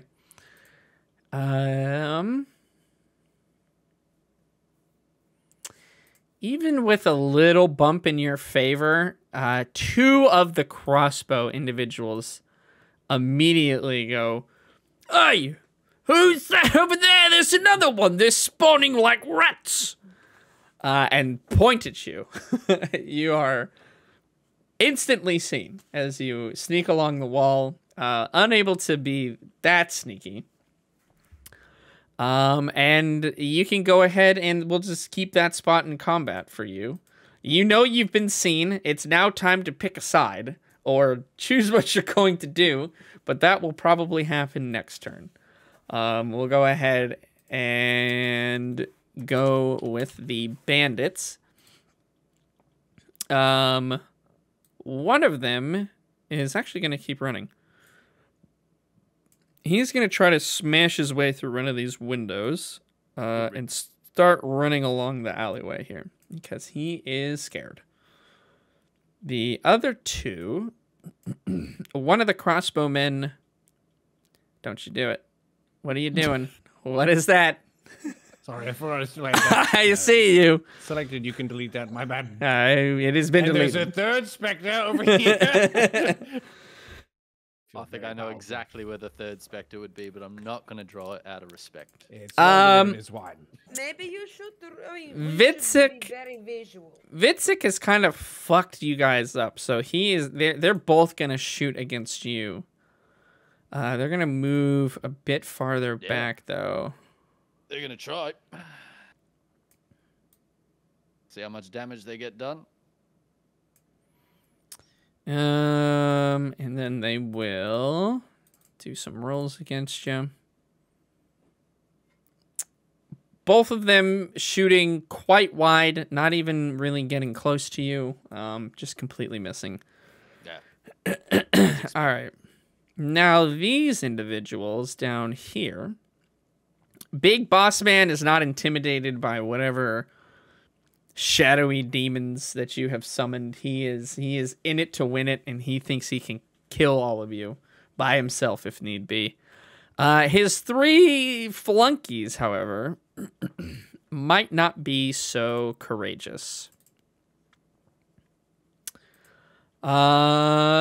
Yet they all end up staying, and let's see, we'll actually do... I'm proud of them.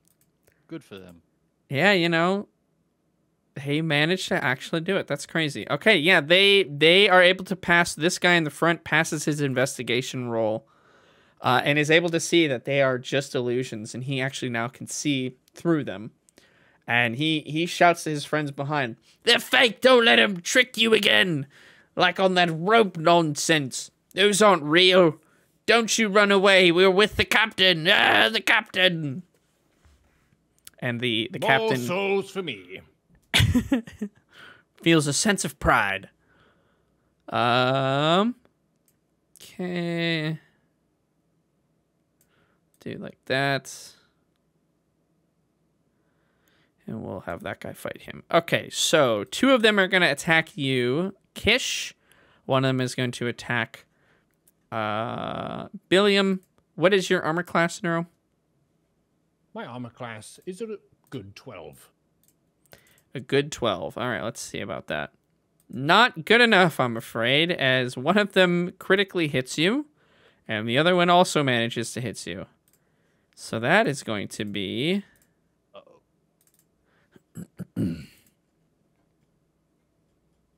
14 points of damage coming at you, as one of them connects solidly. His scimitar, or rather, this guy has just a kind of makeshift piece of metal, but is very jagged and sort of rugged edge, slashes against you, tears through some of your clothing, and slashes into you quite deeply. Rivets of blood start kind of pouring down from that wound. Definitely going to need some medical attention on that one. And the other guy manages to take kind of part of this conjoined attack and slam into you as well with his like mace that he's wielding. Billiam the goat is going to be attacked as well by the bandit captain first, who is going to hit on both of those attacks. Actually, sorry, it would be the bandit first, because that might change things a little bit. The bandit does manage to hit Billiam for a whopping 3 damage. That's going to put Billiam up to 16. What's his max health? 19. Billiam hanging in there. With 3 HP. 3 HP, Billiam the goat. Let's go. Okay, the captain is going to go. He spits out a curse at Billiam and hits both of his attacks. It is going to be a total of 13 more points of damage as Billiam sort of evaporates into the air. His shell form, whatever you'd like to call it, not able to withstand the amount of damage that the captain was dishing out. The captain is, "I'm the biggest and the strongest," and he sort of lets out a rallying cry to his flunkies, maybe also letting them know what's going to happen to them if they decide to run away.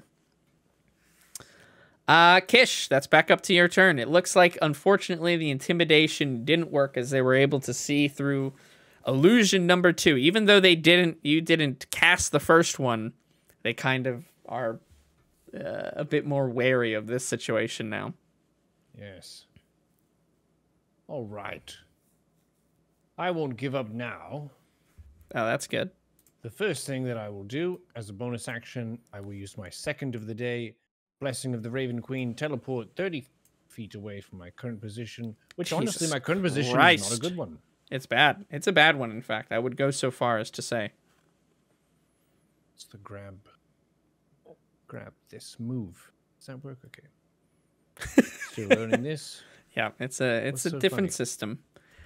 Nothing. Just listen to you mumble. You're a very charismatic and funny individual. Am I, I not was allowed drawing to stuff laugh? before, and you said, no, stop drawing. You're drawing too much. So I'm just trying to be I careful was here. worried that wasn't you drawing. Okay, to be Okay. very honest with you.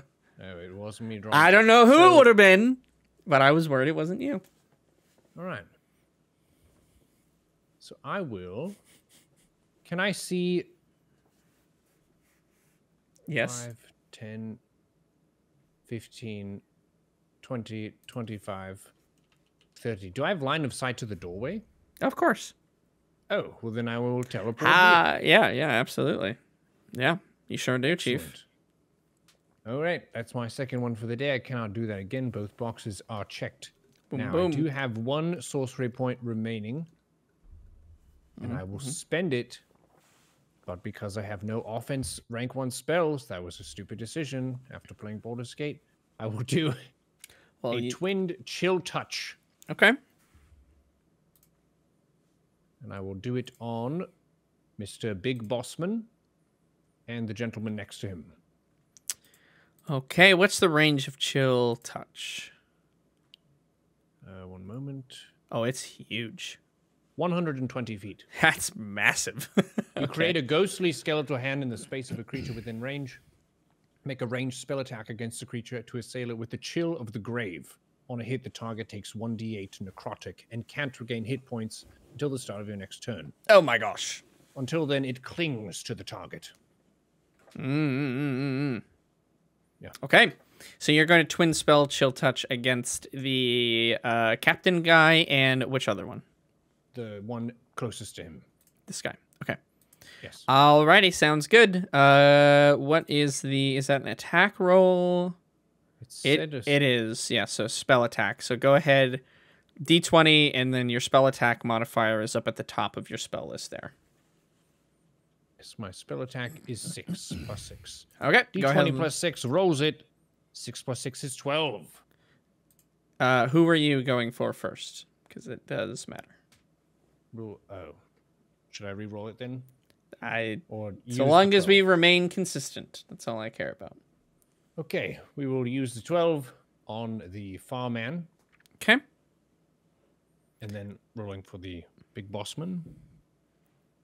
13 plus 6 is 19. Okay, we'll hit both of them. Excellent. So Two- it's 1d8. Ghostly spectral hands emerge from the ground and grasp them as if trying to pull them into the earth beneath them. Thank you for being part of tonight's Soul Harvest. If you would come along nicely. I'll roll the d8. 7 damage to the far gentleman, Okay. and 3 damage to the bossman. 3 damage to Bossman. Yes. Alrighty. Sounds good. Your chill touch has been quite successful and quite chilling, if I may say. Thank you. Anything else you'd like to do on your turn? I would like to clap my hands like that, and that's good. Okay. Yeah, you did it. Ash, you're up. Well, I am very close to lots of enemies now Yeah. by myself. Yep. So I think what I'm going to do is maybe I'm going to throw a bit of a Hail Mary, Okay. and I'm going to try to charm Mm-hmm. the big boss captain. Mm. Okay. Charm person, you can cast it on people in combat with you, but you have disadvantage. It is a disadvantage, but I'm going to wing it because otherwise all I can really do is run and they will just follow me. They're all so close that they would still fuck me up. if Mhm. they were to follow. Yes, and also you are very charming, so it makes sense that you would have advantage as well. Yes, Yes. exactly. I'm Okay. very, very charming. Okay. All right. All right. I'm willing to see how this goes. So you're charming person against the captain. Yes, I'm going to charm against the captain because he's Okay. one closest to most powerful. So hopefully, if I charm him, then he says, "Hey boys, back off." Okay, and it does read, just to make sure I'm following the rules here. Does so with advantage, so you have to make a wisdom saving throw. Does so with advantage if you or your companions are fighting it, which your companions are certainly fighting him. Absolutely. So 2 rolls with advantage. He gets no addition to this, so they're just straight up D20s. And unfortunately, he does roll a 16 on one of them, so that is going to be enough to resist the charm. What a whore! But he Sorry. does Okay, well, like this person a little bit. Like, you seem kind of cool. Nope. you know what? It's fine because you're fat anyway, Bandit Captain. I didn't really like you. You're so fat. Wow. Really turned Wow, around okay. on that one. First she was That's really... what they say on Hinge when you say, "Oh, not interested." And they go, "Well, you're fat anyway." No body shaming. No body shaming, please. She No, immediately snapped on him. Yeah. I was talking about his dick. Wow. Was this a level 1, or were you casting this at level 2? Only level 1 because Okay. I no longer have any level 2 spell. Okay. Got it. Got it. Yep. Yeah. Nope. Unfortunately, that is not Um, going to succeed. Anything else you'd like to do on your turn? As a bonus action, I think I can do Shield of Faith Okay. on myself Yep. to Yep. give myself +2 to my armor class, since I think they are definitely going Yep. to try to fuck me That's up now. probably a since good I call. called him fat. It's a good call. That will drop your pass without a trace, just so you know, because it is a It's concentration. not really doing much at the moment anyway, so I- we'll go ahead and drop it. I agree with you there. I think that's a sound decision. Okay, you cast Shield of Faith on yourself. Sort of this aura of, well, I guess you're a trickster cleric, so it'd almost be like a shadowy visage that sort of surrounds you, making you more difficult to see, and more difficult to hit, as you're almost blurry to the eyes. Okay, fantastic. That's your turn, Vitzik. We're on you. Looks like your friends are kind of getting fucked up. What would you like to do, Chief? Well, I think it's time to go down the rope. We go Try to down the punch some rope. people. Now, I'm going to ask you a question. Yeah, Are you climbing down the rope, or are you just jumping the 20 feet down? I'm sliding quickly down the Okay, rope. okay. All right, You know, I'm just... Get a little burn on my hands, but I have to check. we're going down the right way. 20 feet, it's a bit of a long jump. Okay, sure. You would be able to move over to it and basically go down the rope this turn. If you want to use your action to run, you could move another 30 feet afterwards. So you're now on the ground, so we'll just erase this roof because you're no longer there. I think it'd be smart to dash. I Okay. do have 40 feet. 40 So I can- feet! I can get pretty far. These fucking the dash. bugbears. Yeah. Yeah. You, in fact, have 10 extra movement from your last movement then as well. I only gave you Yeah. 30, so... I Look at think him I'm gonna go using a ruler. engage Advanced know. actions here. advanced techniques. Yeah. I'm gonna go right on in Right on in. to engage with Mr. Bossman. All right. Next turn. Next turn. on his turn. Absolutely. I'm Yes. gonna try to dodge. Put him up then, eh? All right. I love it. All right. Shadowclaw, over to you. You have been called out. It's seemingly so far so good. What would you like to do here? Well, everyone seems to be focused in that part of the room. I can still loot the man who fell. That's true. You I think could. I'd like to try to do that. Okay. He fell Like right here. Good lord. All right, let's see. He has a good amount of items. To be What honest. has he got in his pockets? Show some respect. Give me... He is a bit of a stealthy ranger man, so they would not all necessarily be evident. You see a... Let's see here. Oh, this is the wrong character. Whoops, sorry. Hold on.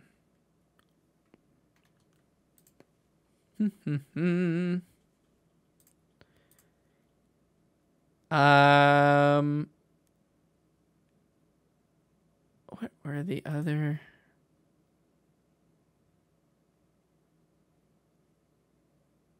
The fuck did he have? What the heck?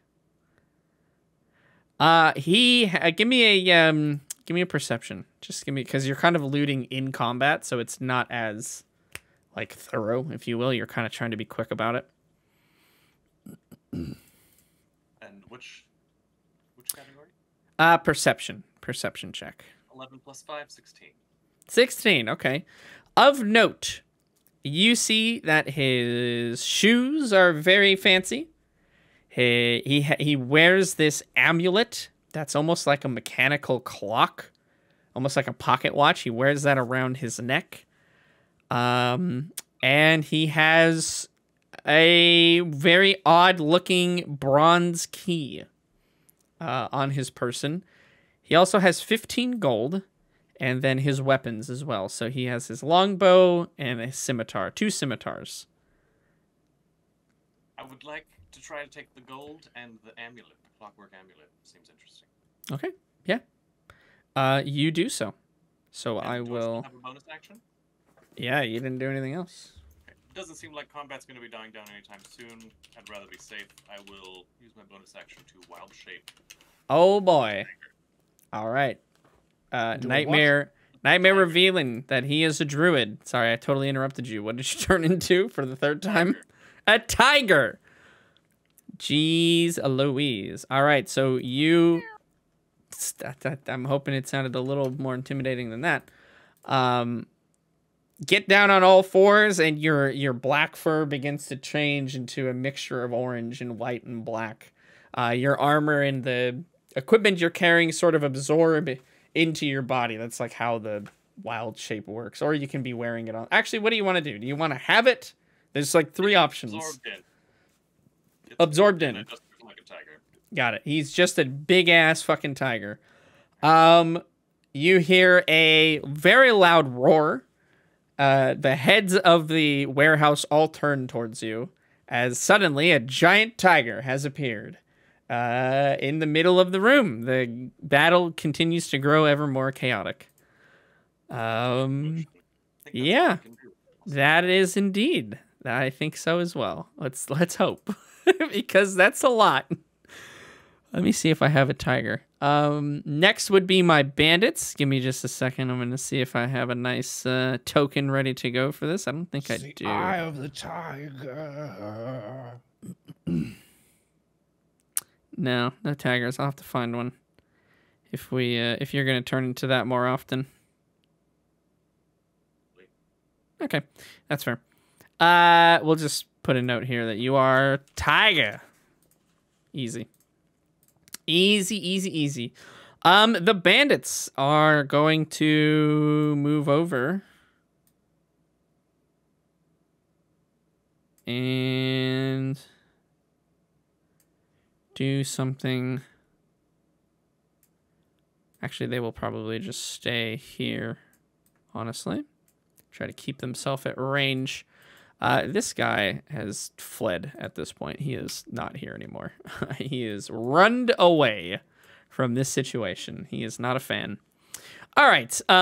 Shadow Claw. What is your AC while in tiger form? Armor class. I think it's at the top of the tiger spot, if I'm not mistaken.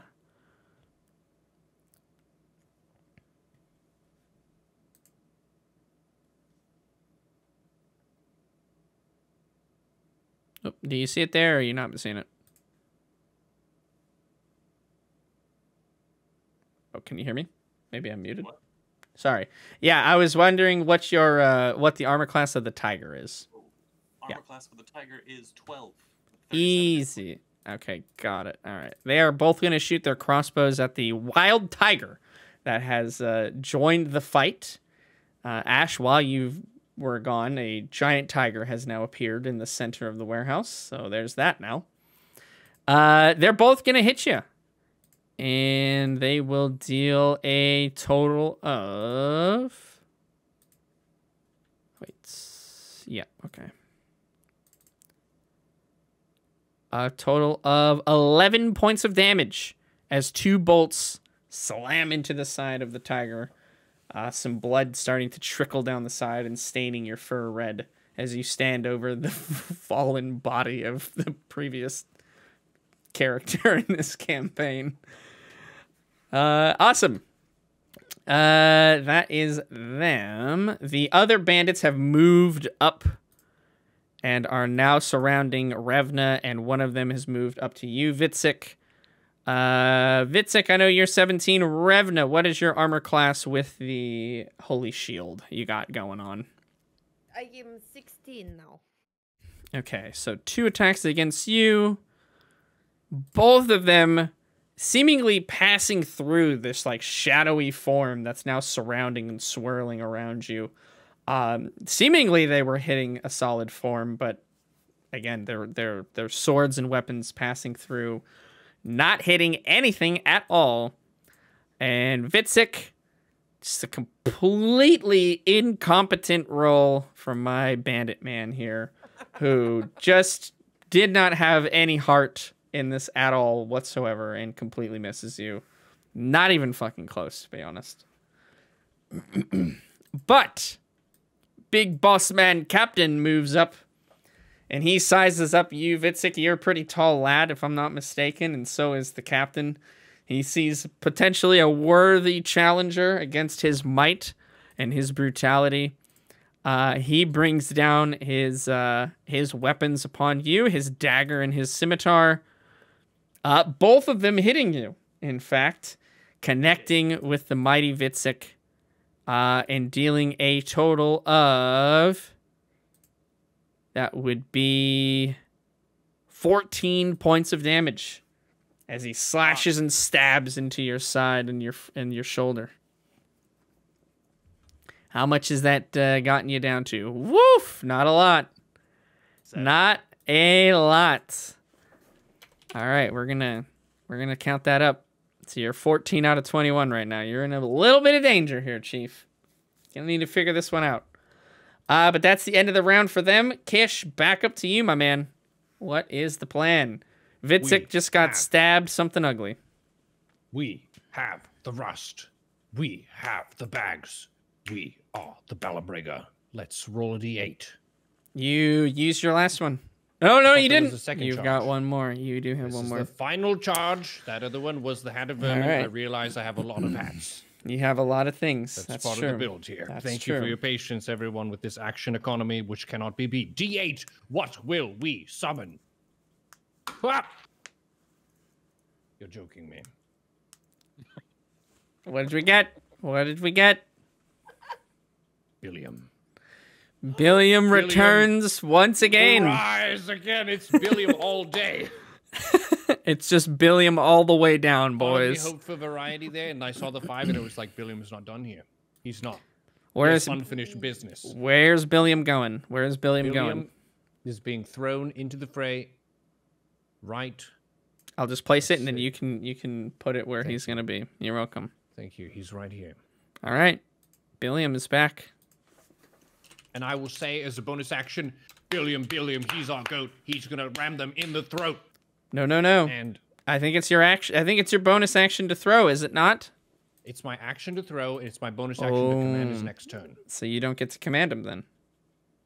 Except for, I'm just being a hard ass here. Talking is a free action. It doesn't even cost you anything, sir. So you can still say that. It was a good cheer, wasn't it? It was a good cheer. You use an action to pull it from the bag and throw it. And then it says, you can use a bonus action to command how it moves and what it takes on its next turn. Hey, I think otherwise it just chooses on its own. I think that's how that's supposed to work. It's friendly to you, so it won't just randomly start killing you and your friends. But I think if you don't tell it what to do specifically, it will just decide what to do on its own. Right. So, Billiam, get him. Round 3, fight. this should just be renamed to Rust Bag of Summon Billiam. Rust Bag of Billiam. Billiam the Brutal. Billiam the Goat. All right, Okay, Ash, that's the third charge. It's marked.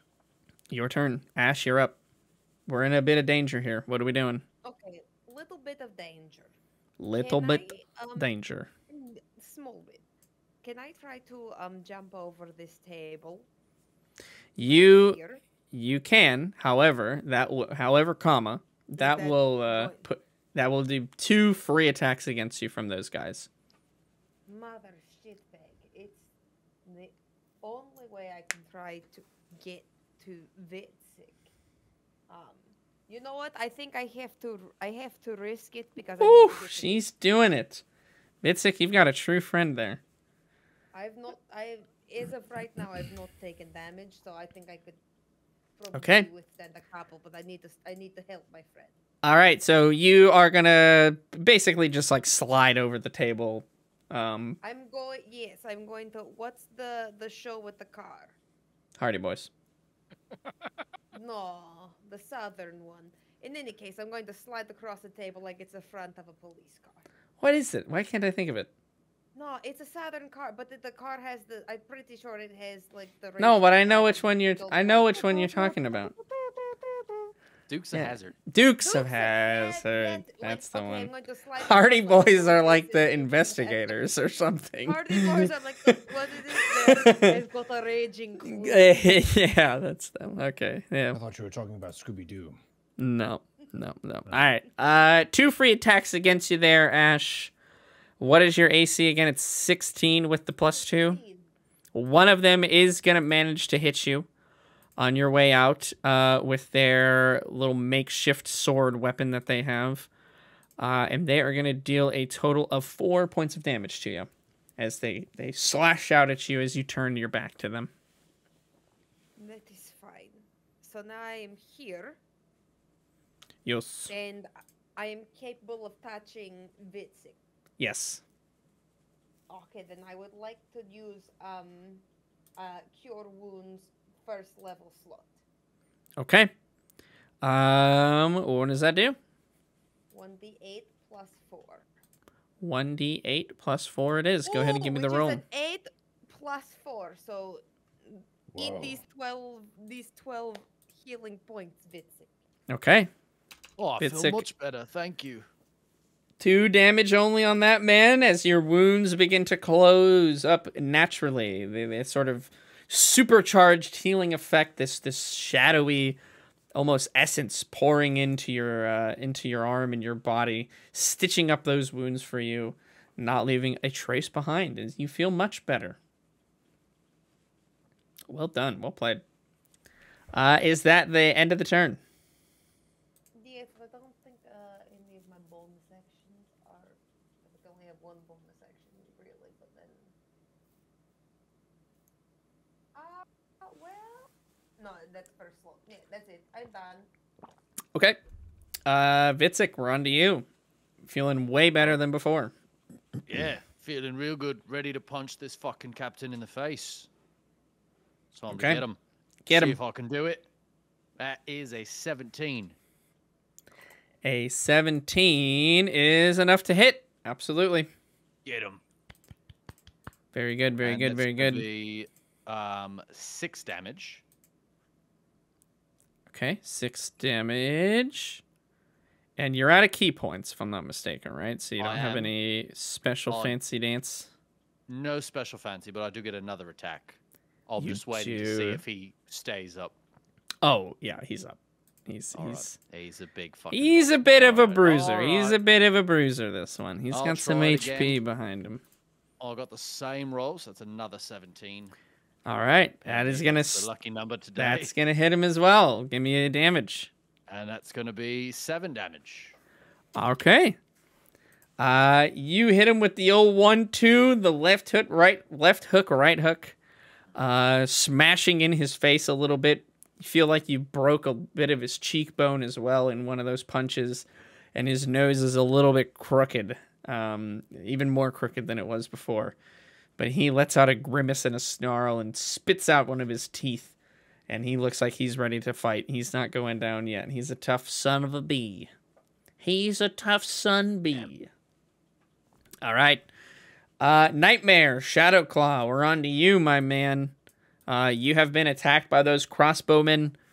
The other people seemingly that they're fighting against have not moved to attack you or do anything against you.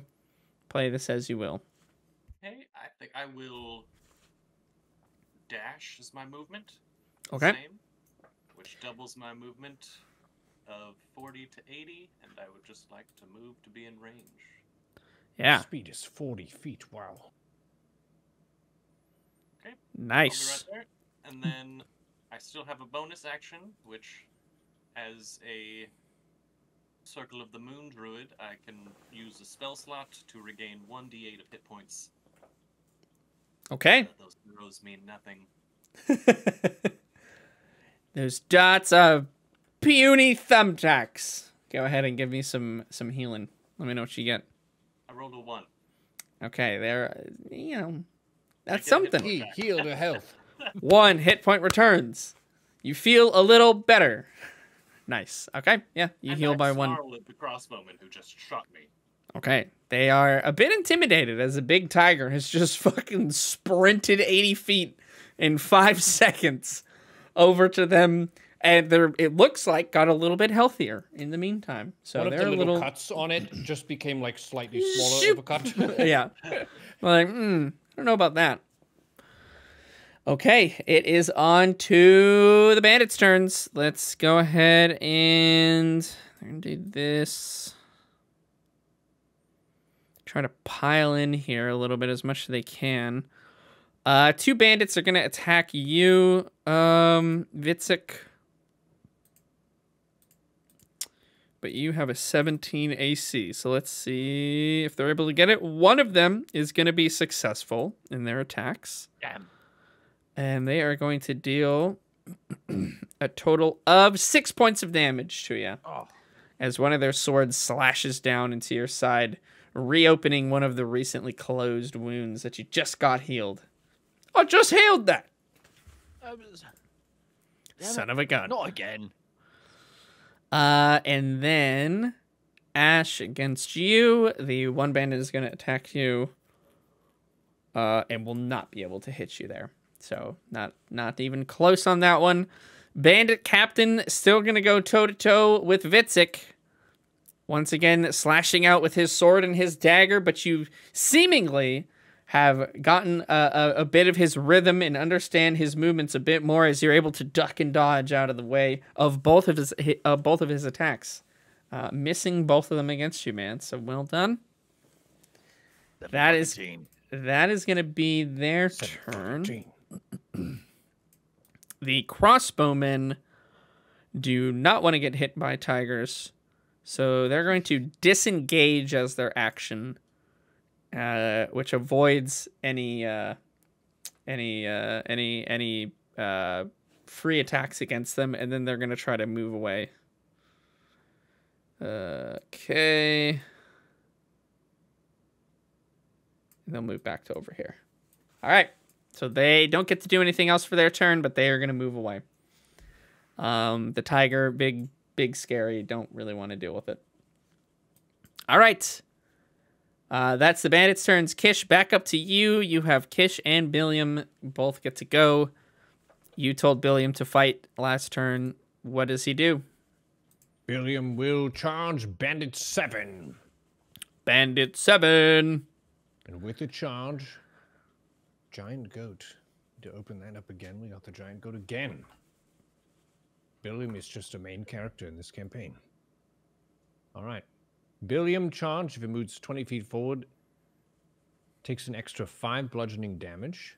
If the target is a creature, it's a DC 13 strength or be knocked prone. So Billiam will charge. Okay. And then he will roll to attack. All right, give me the attack roll. D20. What's the to hit? +5 to hit. Okay. 16 plus 5 is 21. That's an absolute hit. Give me some damage. All right. 2d4 plus 3 bludgeoning. And he takes an extra 5. Okay. So 5 plus 1 is 6 plus 1 is 7 plus 3 is 10 bludgeoning damage from Billiam. 10 bludgeoning damage. Is that with the +5 already? Yes. Okay. Yeah, the bandit was mid-swing trying to lay another one into Vitzik when Billiam charges up from the back, smashing into his spine. You just hear a sickening crunch as his entire form is kind of compressed and shoved into itself a bit. He crumples to the ground, pushing into the bandit that was next to him, catching him a little bit off guard, actually. So he is going to have to take a roll to see if he can remain standing here. Ooh, that's he gotta is hurt. he is in fact going to get pushed away one of these spaces, which may bring an opportunity attack from Vitzik. Vitzik, go ahead and give me a free roll against that man. All right. Trying to run away, eh? That's a 14. Yeah, that'll hit. That'll hit. All right. And that's going to be 5 damage. Okay. Just 5 caught him damage. as he's going. Caught him and he was going, man. Caught him as he was going.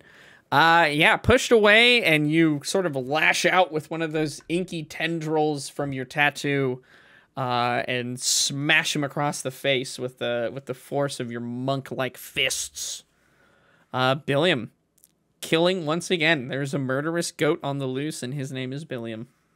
Ooh, that's gotta hurt. It did indeed.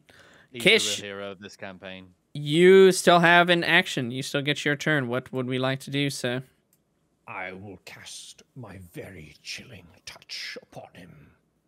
Which ones? With 120 range. Who are you casting it on? The bossman. The bossman. All right. Chill him. +6 to hit. And we've got a 16 plus 6 is 22. Yeah, that'll hit for sure. Give me some damage. D8 damage. Where's my D8? Oh, another missing D8. Roll a D10, call it good. Nope, here's a D8. A 6. 6 damage. Okay.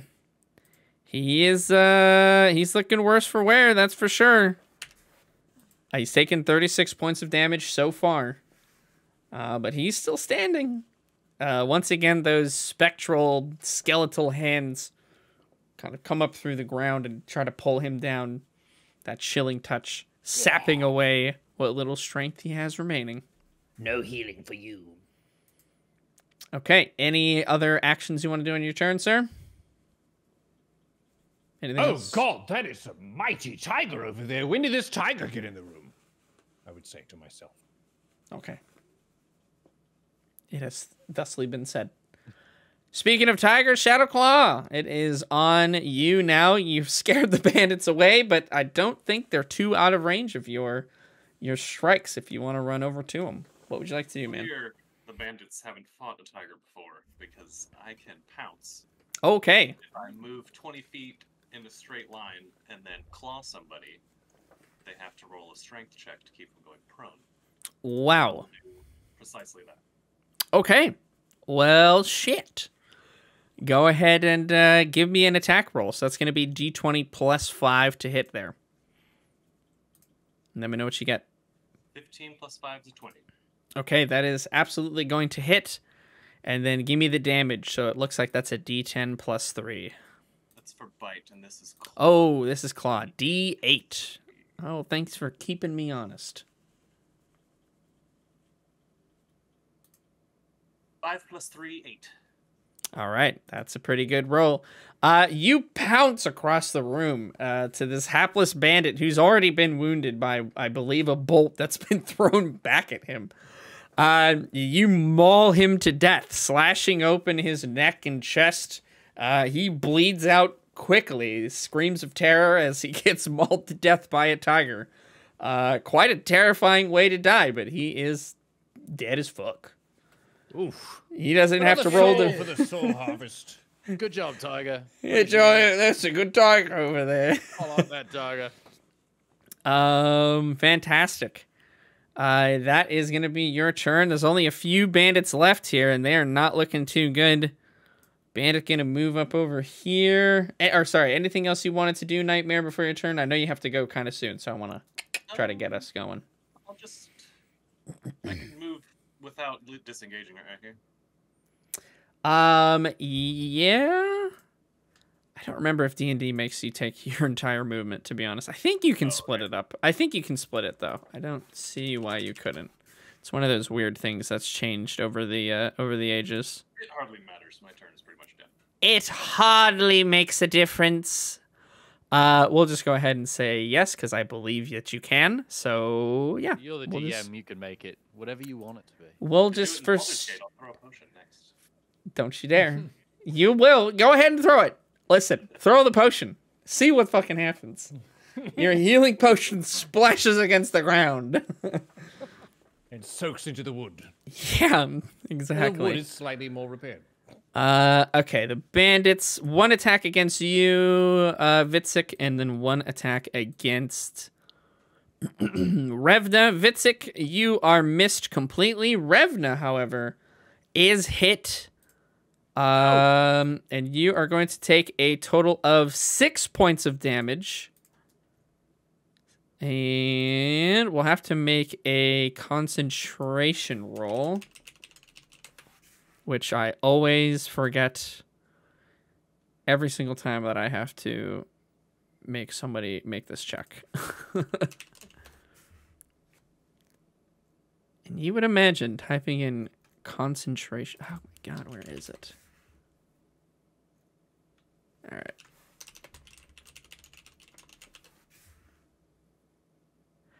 A Constitution saving throw. Okay, so... Oh my god. Fuck. This is like a million words. Why? Go ahead and... Okay, yeah. Go ahead and make a Constitution saving throw for me. So that is... A 21. Okay, yeah, you pass it. You have to hit a 10. So, there you go. You're good. You are easily meet the check. So your shield of faith does not fall. Okay, the shadow, or the bandit captain, rather, is going to attack you, chicken. Once again, he's going to try and take you down. And... he's going to miss both of them once again. You've got this guy figured out as you are dodging and weaving, ducking and diving with no problem. Can't hit shit. Damn. Can't hit shit. And the final bandit that's up against Shadowheart, he's going to drop his crossbow on the ground and pull out a small, lanky-looking sword. And he's going to attack you with that. He is actually going to hit... and will deal a total of 5 points of damage to you. So that brings you to... I forgot to write it down, the first one. Did you take... You took some damage already, right? I believe so, Nightmare. Yes, I did, and I only healed one of it. I don't remember exactly how much. Okay, that's fine. I think you took something like 4 points of damage. So we'll say you're at 8. So I will write that down now, just so that we keep track of that. Good stuff. All right, fantastic. Kish, back up to you, my friend. Billiam as well. All right, let's clean this house. Billiam, go on the bandit again. Attack him with your fierce goat ways. Okay. Billiam rolls to attack. His plus to attack is +5 to hit. D20 rolls it. That's a 1 plus a 5. That's a big old miss. And yeah, that is a critical fail, though, isn't it? Billiam will say Don't do it, Billiam. No. he sort of bucks his back legs, and kicks through the rotted wood of this warehouse and kind of gets stuck. So half of his body is kind of stuck now through the wood underneath him. The other half kind of like, I guess it's not pawing, I don't know, scraping at the ground with his front hooves to try to get free. No, Billy, not the floor. The floor's not our enemy. The bandits, not the floor. The floor's fine. Okay, and that will be Billiam's turn. Still have Kish, though. All right. It's at this moment that I've decided to mix things up in a way that the bandits would never expect. Oh, shit. From my pack, I will Oh, pull man. the amazing and the mighty and powerful and feared around the world. Oh, my Boomerang, God. What? And I will throw it at one of these bandits. Bandit 5. That is the move? Okay. Are you making fun of me or? No. Sorry. No. That's a good move. Okay, man. Shit. I never had somebody throw a boomerang. Boomerang. 1d4 plus 2 damage. It's a simple ranged weapon. Okay, you get a +2 to your hit. Yes. Chilling Touch cantrip deals more damage and a higher chance to hit. Fuck it, goes for the boomerang. You gotta respect it. Isn't this way cooler? No? Whatever, man. Listen, They would never suspect it. No, There's they a wouldn't. Shadow Sorcerer who's throwing a If boomerang. it kills them, it'll be cooler. That would be crazy. If you kill him with this I rolled boomerang, an 18 plus 2 on this boomerang throw.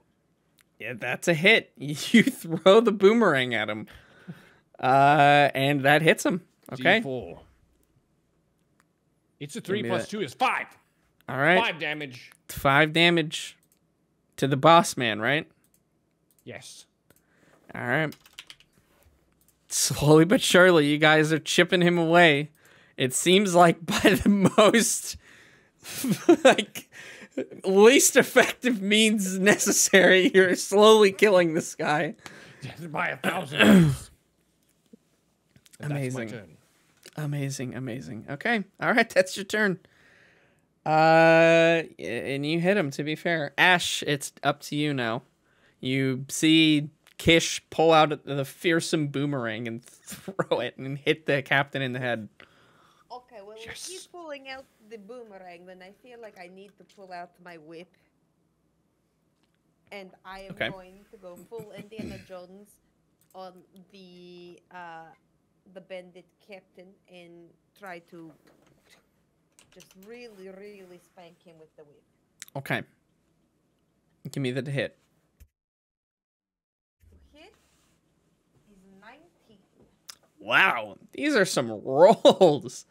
All right, that hits. Go ahead and give me the It is a damage. +5, so it's only 14. Ah, that's still pretty good.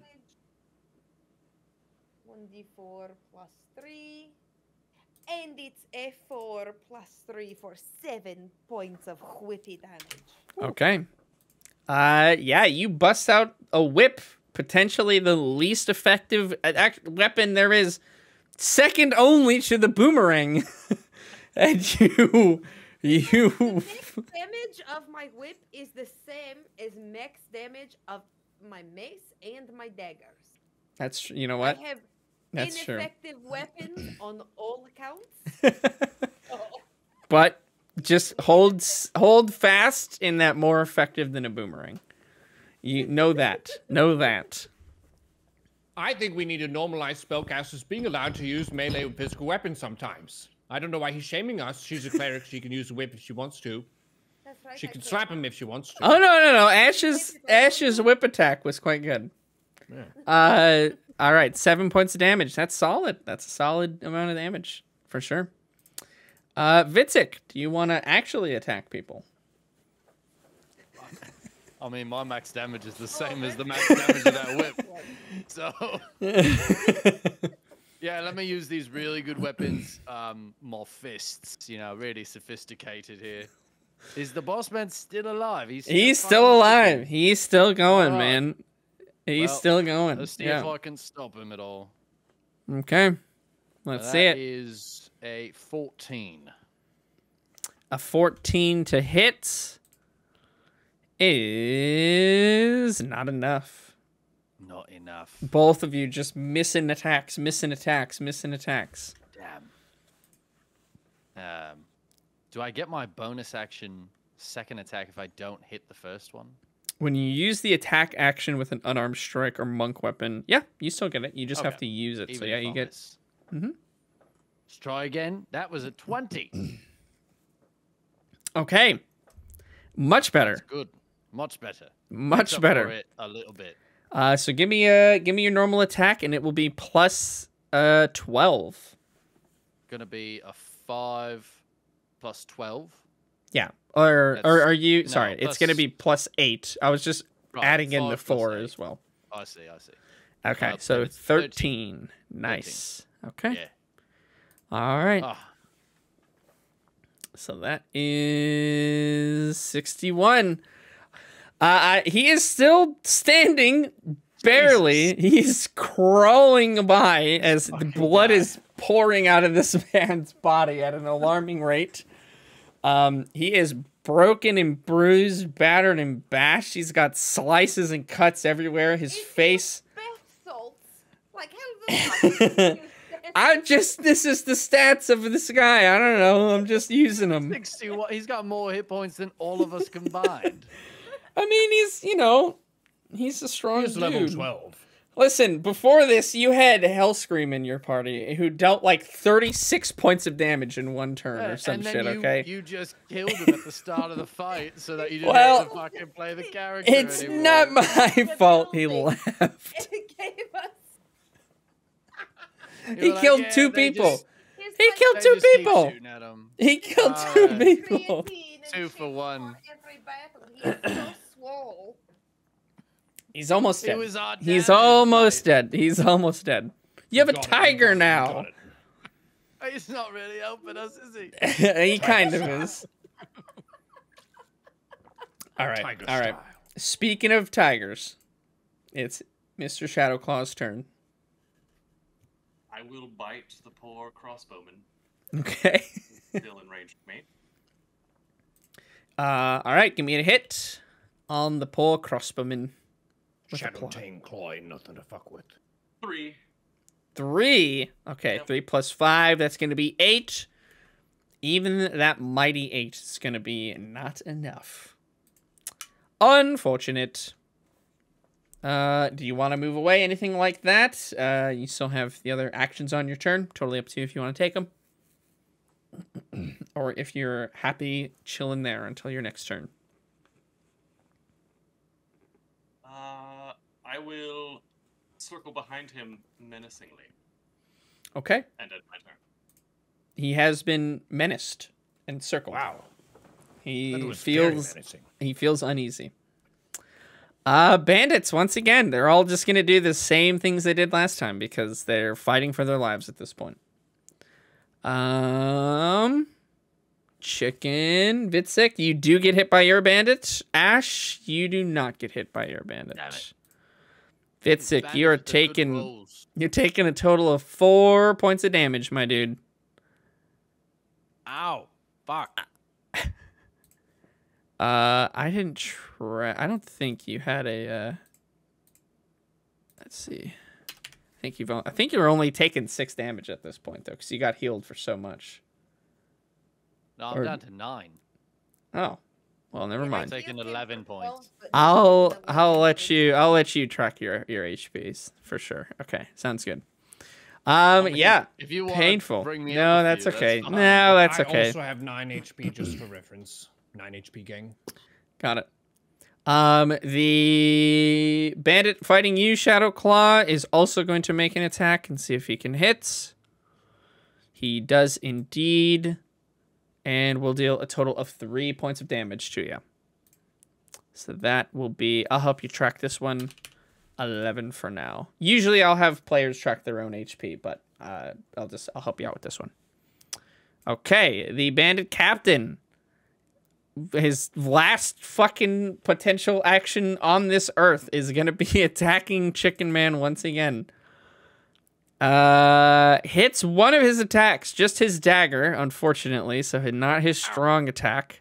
Thank God. And he is going to deal a total of 5 points of damage to you. as he raggedly slashes the air, just gasping for breath. Yep. Okay, Kish, up to you. Billiam is able to escape the sunken floorboard, and we'll say moves up one. Let's go, Billiam. Let's go. Attack that man. And he will go and attack that man. D20 plus a 5. 13 plus 5 is 18. That is going to hit. Giant goat damage. Pretty good. 2d4 plus 3. He's the first 4. Rolls it. 3 plus 2 is 6. Plus another 3. That's 7 bludgeoning damage coming out of Billiam. 3 plus 2 is 5. You know what? Billiam is a very good goat. Okay. I'm going to take that from him. I'm just Fine. saying. It's 5 plus 3 is 8 bludgeoning damage. It doesn't matter one way or the other because that is enough to crumple in the frail skull of this bandit. Let's go, Billiam. Let's go. Another taken by the most murderous goat in Blackwater, Billiam, who I Billiam think has has the a highest kill count of all of us. he really does. He actually does. That's not even fake. Wow. Kish, your turn. Your boomerang is now on the other side by the captain. So Yes, it only comes back if you miss. yes, So, boomerang play, it's out for me for now. I know that's one of my best moves. I know it but I'm gonna is. have to get creative now. You Do have to something really else. dig deep. Yeah. Yes.